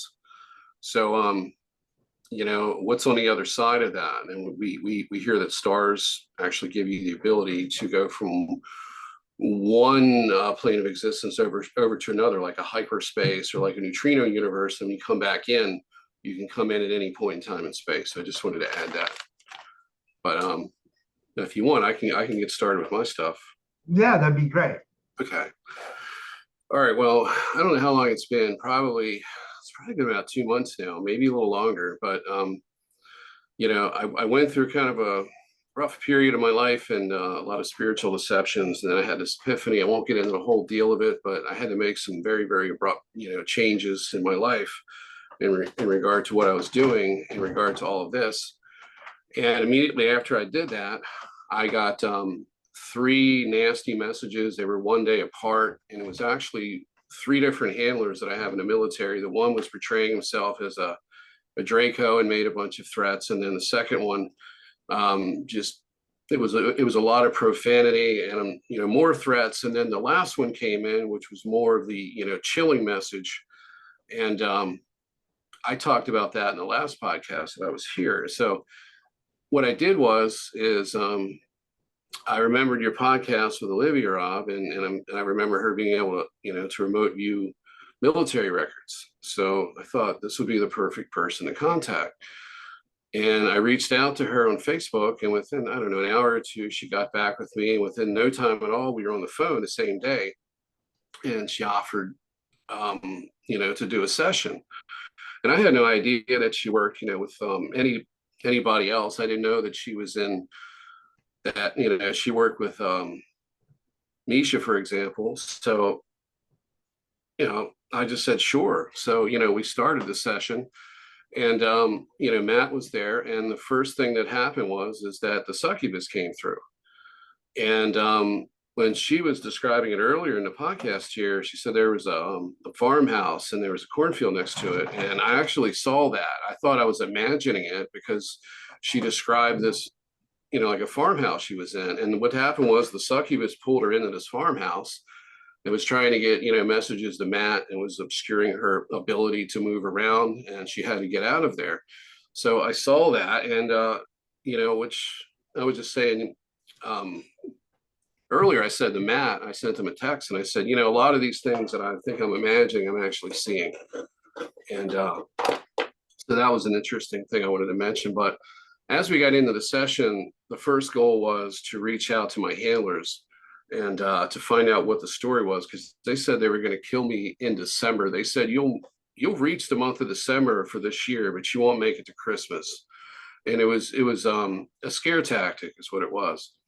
So that was my main motivation, was to figure this out. So she contacts a handler named Jarrett. Jarrett's the head guy that actually handles me. He's been in charge of me for a very long time, according to him, since the beginning. And there's another one, Alex, and there's another one called Roger. I know this because they came through after and they started, you know, to communicate with me every day, to the point where I would have one or the other and they would run shifts. And then I would hear, you know, from the main guy, Jarrett. But she was able to get his home street address where he lived, and it was Shreveport, Louisiana. And we looked the address up, but it wasn't in Louisiana. I think it was a Florida address that we were seeing. And so then I found out later that because I asked him about it, I'm like, why didn't your address show up? And he says, we're on another timeline. And what they're doing is they compartmentalize these companies, you know, like a Kruger or a Monarch. They'll be on one timeline, but they'll be functioning and having an effect on all the others. So it's like a time corporation is the way people refer to it as. So that way, it's the ultimate compartmentalization. If you put a corporation that's a military contractor on a different timeline, and then it interacts with timelines that it's not physically on, you have the ultimate way to keep it secret. You don't really have to worry about a paper trail of any kind if there ever was an investigation to figure this out. So, you know, that was the reason for some of these discrepancies. And because I asked Olivia at one point, which timeline is he in? And she said this one. But I think, you know, according to what they told me, they were obscuring that aspect of it. I don't know if they got much more. I don't think they were really successful in other ways to obscure things, but that would be the reason why we couldn't look up those addresses and actually find the ones that, you know, because like I said, there wasn't a Shreveport, Louisiana. There wasn't an address that matched the one that we had. But anyway, he was really pissed off that she got his first and last name and his address. So it was rather funny, but he was very profane. It was F you, F this. He put on a fairly good show. And the only issue with that is that the first 30 minutes, I didn't set the recorder on for the Zoom meeting. So I had to go by memory a lot of that stuff. One of the things that came out is that I have 297 alters, and I would assume I'm 297, and there's 296 besides me. That was something that came out. Another thing that came out, and this had to do with the Monarch stuff. And what's interesting about this is somebody could say, you know, if you're skeptical, you could say, well, you know, you're doing a channeling session. These are evil spirits coming through. They're just feeding you nonsense. They're giving you what you want to hear, what you think you're going to hear.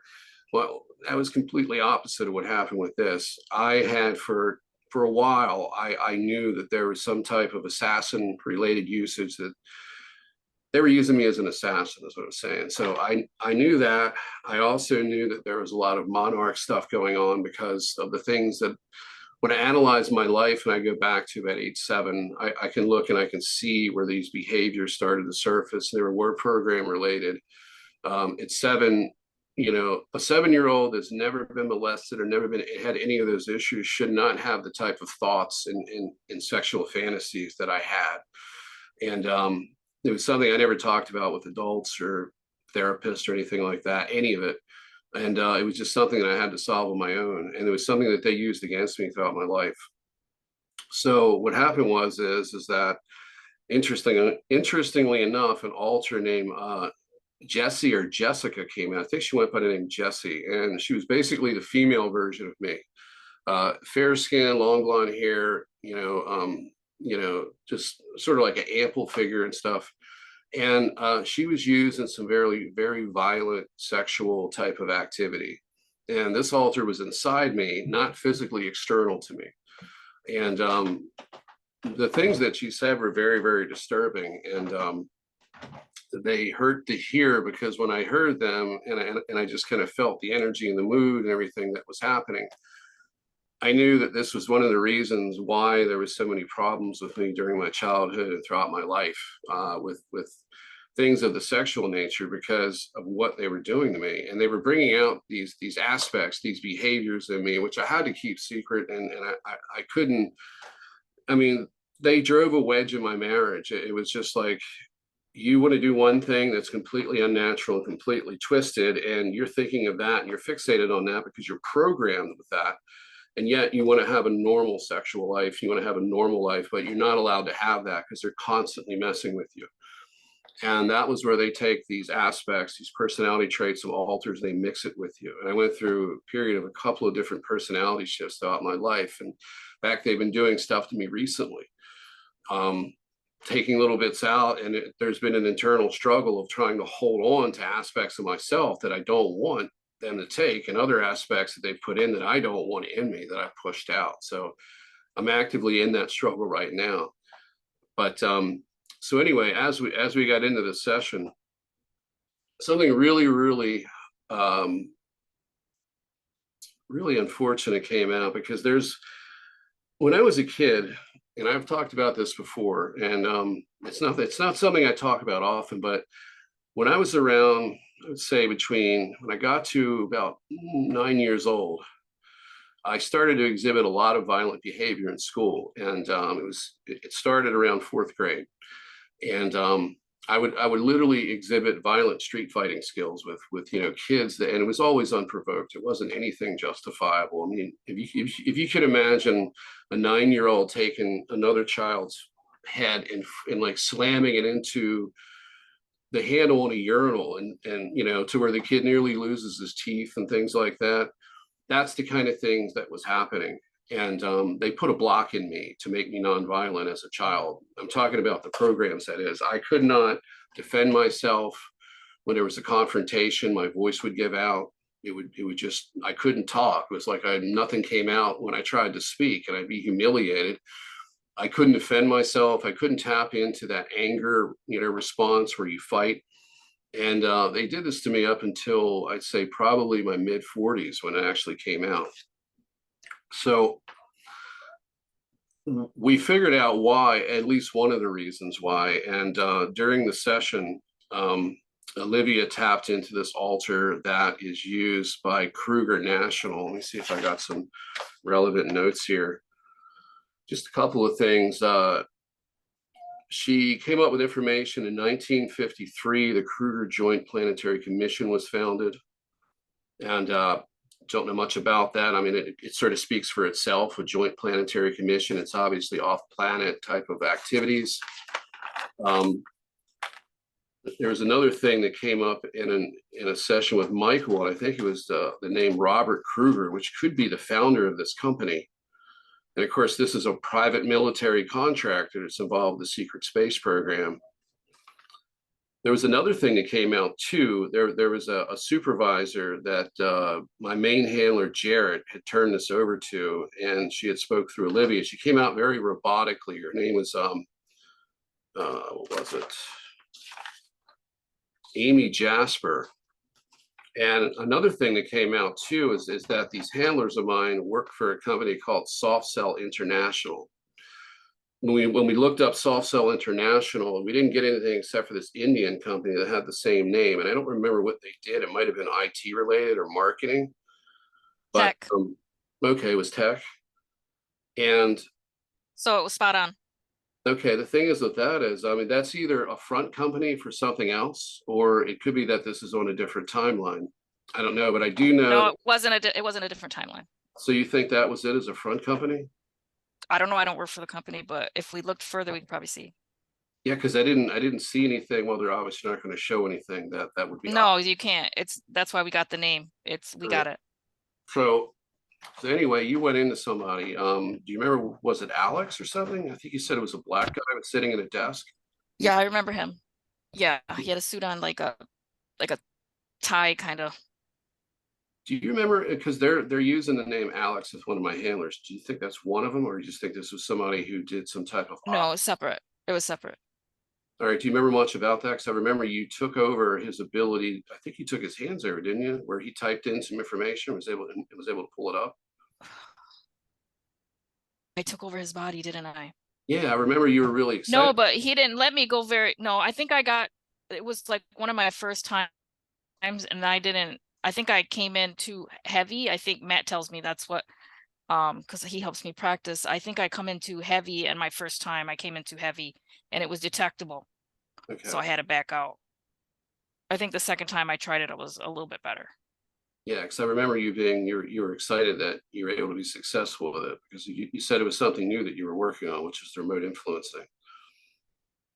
So we got through all that, and I'm going to save the rough stuff to last, but some family members came through it, and Andromedan came through. They claimed to know me. I had no recollection of them. Had the spirit guy came through. I think his name is Harold. I don't know who that is. And a very loving presence came through, who's, Laverne Higgins, my grandmother. And it's unfortunate because, I mean, I wept when she spoke. The problem was, and I felt bad about this, is because with all the deception that I've had, I couldn't express anything to her, as I felt like I had to protect myself, and I regret not. She felt it. She felt everything, though. And I've never felt so much emotion come through one person. I was literally laying in a trance, crying. The mask I was wearing was wet. It was so wet just from tears of this person, and how much emotion and how much pride she had for you in your journey and your experience. So you have to know that she was proud of everything you've done, and her own main message is, keep going and keep doing what you have to do. And the whole thing to me was like one of the most amazing things I've ever done, is to allow her to speak to you and show you how much she loved you.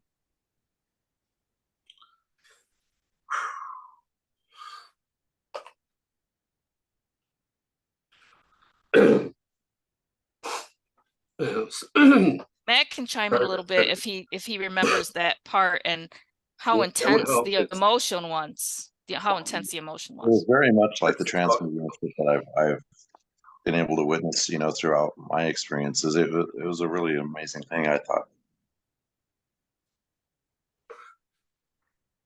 So anyway,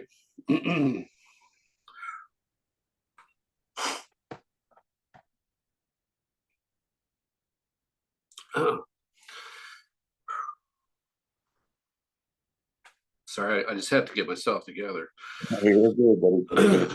So This is a lot, Nate. I just want to say that like you're very courageous for like that, you know, doing this, and all the audience is behind you. Everybody's like really supportive. You know what I mean? Like so, everybody wants to you to be able to tell your story. So take your time, whatever time you need, you know, and we support you 100%. You know, so thank you, Rob, and thank you to everybody out there.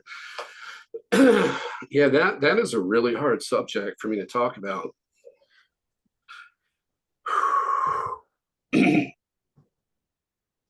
And it's something that I'm going to have to just kind of put on ice. I don't have the emotional strength to carry this conversation on in that direction because there's there's a lot of unfinished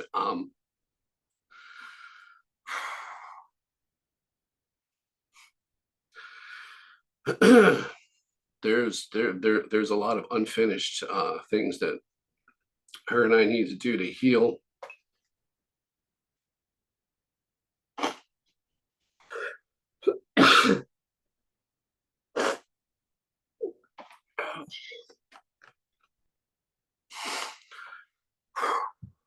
All right, I have to get off of that. So anyway, we may as well go into the dark stuff because I think it might be easier to talk about it. I'm not able to deal with that.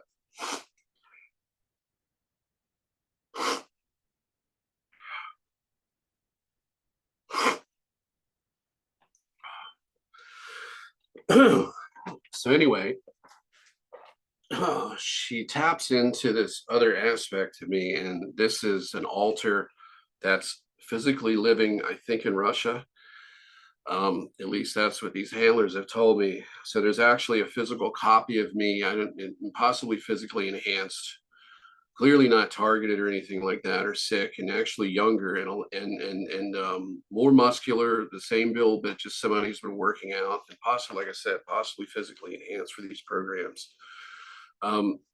She picked up this very cold individual, this version of me, and he's used by Kruger National as an assassin. He's used, and let's see, Olivia said the United States, Poland, and Russia. The handlers have only talked about Poland and Russia with me. I don't know what the activities are in the United States, but he's a contract killer for Kruger National. And Olivia was coming up with a couple of names. Unfortunately, I wasn't recording at that point. First 30 minutes was lost. But she named several divisions of Kruger, just kind of rifled them off. And I wrote down what I could, but we missed most of it. And we were relying on the recording. Then I realized that I wasn't recording. So I got the rest of it, but not the first half hour. But there was a lot of good information there. So I'm just going from memory with that. But the thing that I found really disturbing is that he killed mostly women. There was a lot of people that he killed. There was also children, which was referred to as others. And I guess she was looking at a file. There was men as well, and the really disturbing part of it is that was the method of killing, which was strangulation. And she had gotten from him directly that he chose that particular method because it was efficient, easy for him to do, I guess. More or less the main reason is because there was less of a cleanup. So there's not, you're not really making a big mess. And then she described that there was a cleanup crew that would come in. And the way this was done is that this alter would get a phone call. And I got two of the activation codes here. Obviously they're in English, and I think that's what these were for. The fog is rolling in. Bring the rain and the sunshine. So I guess he would get these in Russian by a phone call. Then he would completely go into is full program mode in a controlled state of consciousness, open up a portal, step through it, and then step out into a portal wherever the victim was, and then finish the job and then exit through the portal, and a cleanup crew would come in, I would assume, either physically or through a portal to clean it up physically. And I found that pretty disturbing and stuff, but I mean, it wasn't a surprise because I knew about it. I knew about it, and it was an intuitive sensation, and I had been dealing with some emotions with it, because not only the behaviors when I was younger and stuff and everything like that, that's all been pretty much resolved, but I just felt this, and there was periods where I would break down and I would become emotional over it. And this is before we had the session. So what I figured out is that the handlers that I had, obviously knew that we were going to do this. They make use of everything. So whether you're doing something they want you to do or you're not doing something they want you to do, they're going to try to use whatever it is, for their purposes. And what I believe is this was a way of kind of like telling me about myself, because after this session, more and more came through. And I remember really clearly Matthew saying to me, like as soon as this came out in the session, he asked me, do you wake up with like marks on yourself, like scratches and things? And I'm like, no, I've never had that. Even when I was a child and there was abductions, I never had any obvious marks on me that I remembered. There was something like a scar I thought I had on my shoulder. People said it was a dimple. And early on, when I went public, I assumed that may have been a mark, or like a scoop mark or a scar or something, but I could never find anything what people were talking about that was on my back afterwards. So I don't know if it faded or if it was there in the first place. But I never had any of those marks.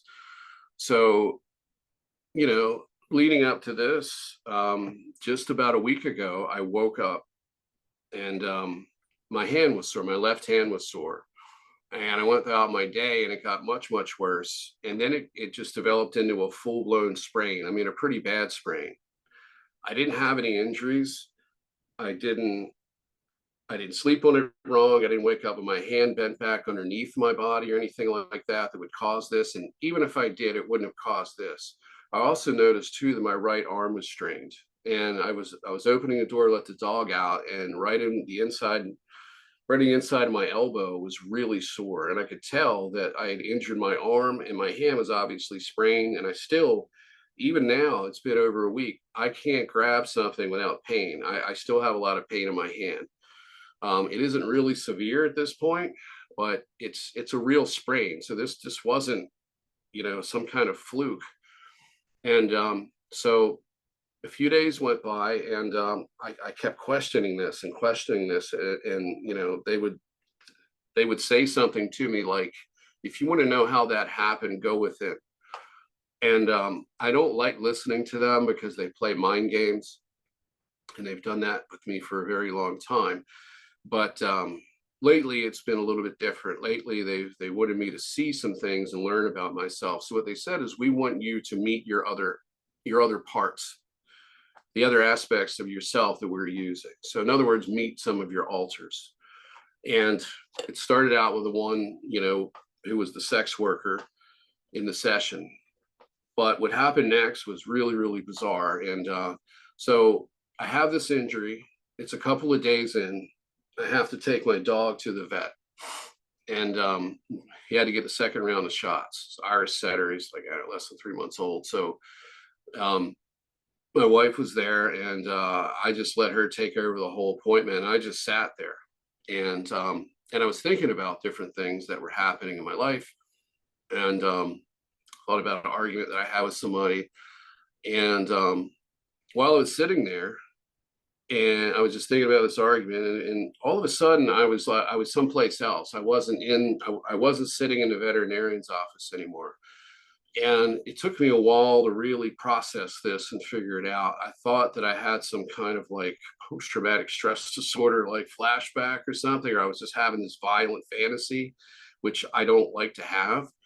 And I try to not think of these things. And I have to do that. I have to police my mind because they'll put stuff in there. And so I'm always on guard like that. But suddenly I wasn't even in the room anymore. And I didn't even realize that I was someplace else right away, because it was like I lost sense of who I was. I didn't really remember myself for a few seconds. Suddenly I was in a room, I don't know, it felt like an apartment. And I didn't see my surroundings. I was just looking down at this person. And there was a man, he looked like he looked like Armenian, maybe. He had that kind of a Caucasian white skin, but that little bit of an olive tinge to it. So he wasn't like a pure Caucasian person. He had like a little bit of a, some color, some natural color into his skin. And he had black hair. It was maybe 2 inches in the back. It wasn't real short, but it wasn't real long. Kind of moderate length, short hair. And he had his shirt off, and I was standing over top of him, and I had the top of his head with my left hand, and I had his chin with the other. So it was like this. And I was literally breaking his neck. I was literally separating his skull from the top, vertebrae in his neck and snapping it. And I felt this incredible rush of adrenaline and this intense rage. And then before the neck separated from his head, I popped out of it, and I was back in the room, and I realized that, like I said, I didn't feel myself slip into this. But when I came out of it, I realized that I hadn't heard anything that this woman had said, because the veterinarian had been talking for at least 5 or 10 minutes. And I must have missed 10 or 15 seconds of it. But it was all of a sudden, it was because when I had this experience, it was totally quiet. There wasn't any noise at all. It was all emotion and visuals. And I wasn't in the veterinarian anymore. I was literally there. And it was real, but there was a kind of a sub-real level to it where I wasn't completely there. I would say maybe 80% there. I wasn't fully aware of my surroundings. I was just focused on that moment and what it felt like.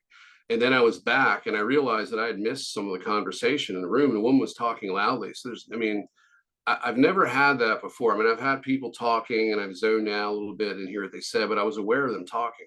This was complete silence. I went into from a loud room to total silence in this experience. And when I popped back into myself, I sort of flinched, because it was a startling experience. And I didn't say anything. And the other thing that was odd about it, normally something like that would stir up a lot of emotions in me. And I felt nothing other than just that memory of the rage and the adrenaline I had. But there was no association of pity, empathy, any of those things. There was nothing. And it was just pure programming is what it was. And it took me a few days to think about it. And I had to pick through it, and I had to look at the way the person looked. And I had to analyze all of the fine details of this in order to kind of do that. And as I was doing that, these handlers are coming through and like kind of just encouraging me to do this, as well as giving me tidbits of information. So earlier today, before this, I was sitting around, and Matt called me on the phone because he was concerned about, this is his first podcast and so on and so forth. And he just wanted to get like a little bit more, like a pep talk just before he went in, and ask a few questions about how the Zoom was going to work and stuff. And I started telling him about it. And at that point, I had already gotten information. This was a Russian mafia hit. Kruger National had been contracted by the Russian government to take out somebody in the mafia. And that's what they used me for. And that's what I remember doing. And it's been difficult to deal with this, because there's what they do is that they will show you doing horrific things, and they will try to make it feel good. They will try to disassociate you from your core being, who you really are. And because I'm not what they've made me into in these altars. They claim there's aspects of this in me because of what I was before they captured me, which was an enemy of theirs. And I believe that. I believe that there is, I have some kind of military background on the opposite side of this against these negative groups. And, that have occupation over this earth. But at the same time, it's I'm like searching for myself in there. It's like, where's my empathy at? And what I'm realizing is they're literally just breaking me apart, programming me completely, and having me do whatever the hell they want me to do. And I have to process all of this, but I have to prevent them from taking the good that's inside me and doing anything to contaminate this version of me. So and that's one of the things that they've tried to do throughout my life. They tried to make me negative. They tried to bring out these behaviors and traits of these alters just to see what they do, or just to change me for their benefit. Because the more negative you are, the easier you are to control. The more angry you are, the easier you are to manipulate. And it just, that's the game right there. And so for me, this has been a struggle, but learning this has been very beneficial. And I just wanted to thank Olivia for jumping into action. She didn't have to answer my text. She didn't have to offer this. But I thank you, Olivia, for so much, because there's a lot has come out of this. And it also eventually this sort of led to me being kind of working out an agreement where I'm not being targeted anymore, which is an immense help to me, because they weren't going to let me live. And I just kind of had to come to kind of an agreement to save my own self, because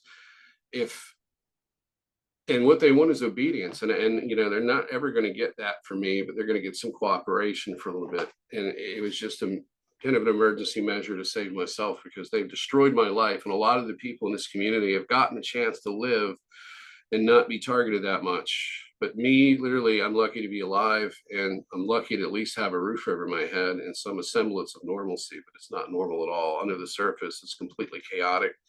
And I had reached a point in my life where something big had to change, and I couldn't continue to go the same direction I was going. So, this was an important event, and it was a crossroads in my life. Unfortunately, I have to deal with all this other stuff.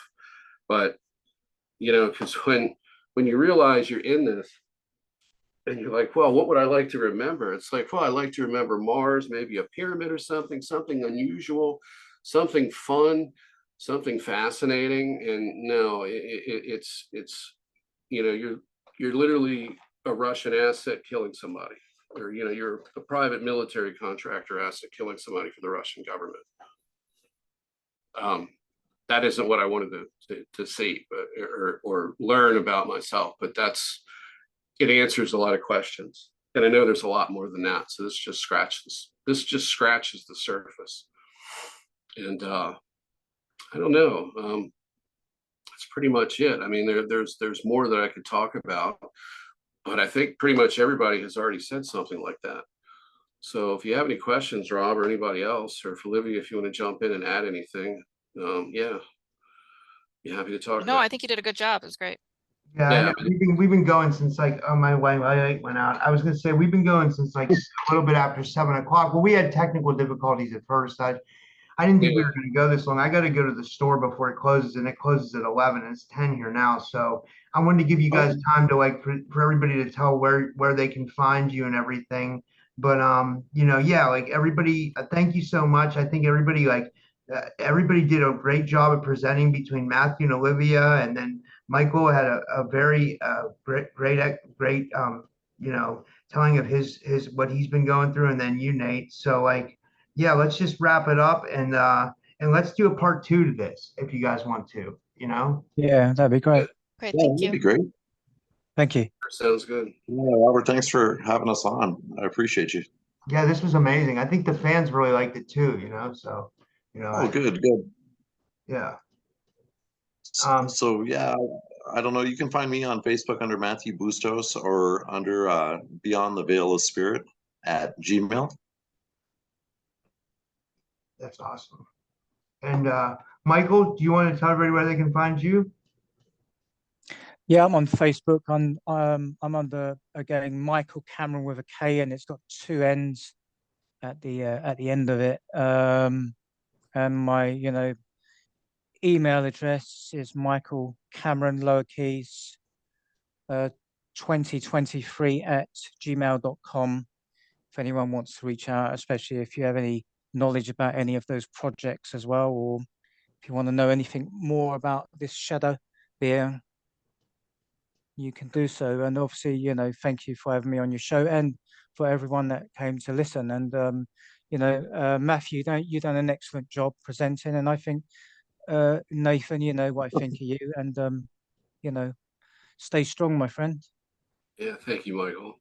Thank you, guys. And Olivia, of course, thank you for, you know, helping me and rediscovering my memories. You know, I really appreciate it. Thank you. Thank you. Yeah, thank you for everything. Thank you, Olivia, definitely. Yeah, Olivia, I just want to say it seems like you like what you learned from Misha, you're turning now into helping all these other people. Is that kind of what happened real quick? Is that like from what you learned Yeah. from Misha, you're just like transmuting that energy or like taking what you learned and like you know what I mean? And I think it's amazing, by the way. That's awesome. Yeah, and I just, I know I kind of travel into the darker realms, but for me, I'm taking this risk to help the world, and I'm okay with taking the risk. I don't, nobody has to see me as a good person or a bad person or whatever just because of the things I do, but I'm risking this for everybody to make sure you all get the information that you need about what's going on in the world. And I made a commitment to, my father who passed, and he told me to do this, and I'm going to stay true to that mission. Yeah. Well said. Yeah. Does anybody else want to tell where they can find them or anything like that, or any links to books or? I'm on Facebook, Olivia James, and my book, Gray Mouse, Sex, Space, and Mind Control is on Amazon. Yeah, and I'm gonna put links for everything. It's just because I had when we did the link on StreamYard, I had everything listed, and then we switched to Zoom. So Zoom doesn't let you put the links in. So guys, it's not me being unprofessional. Like when you go live from, I don't want everybody to know this. Like if they watch this, like I'll have the links in there right after. But yeah, when you do live from Zoom, they won't let you put stuff in the description. So it's weird. But and Nate, do you want to tell everybody where they can find you? Like Yeah, you can find me at Nathan Ciszek. It's CISZ as in zebra EK, and NATHN is Nathan. And you can find me there on Facebook, Telegram, Planetary Consciousness Project, Hajayan Contactee on YouTube. And there's a BitChute channel, which I don't put much on. And back to apparently somebody uploaded some videos for me there. I believe it was the feds, but that's neither here nor there. But I also have a Rumble channel, and those two are, I think they're Voices of Orion, but I haven't done much with those. So, and I've still got a lot of updating to do on my YouTube channel as well. There's so much content that I haven't put up there. A lot of it's on your channel, Rob. And so yeah, I'm a bit behind, but that's how you can reach me there.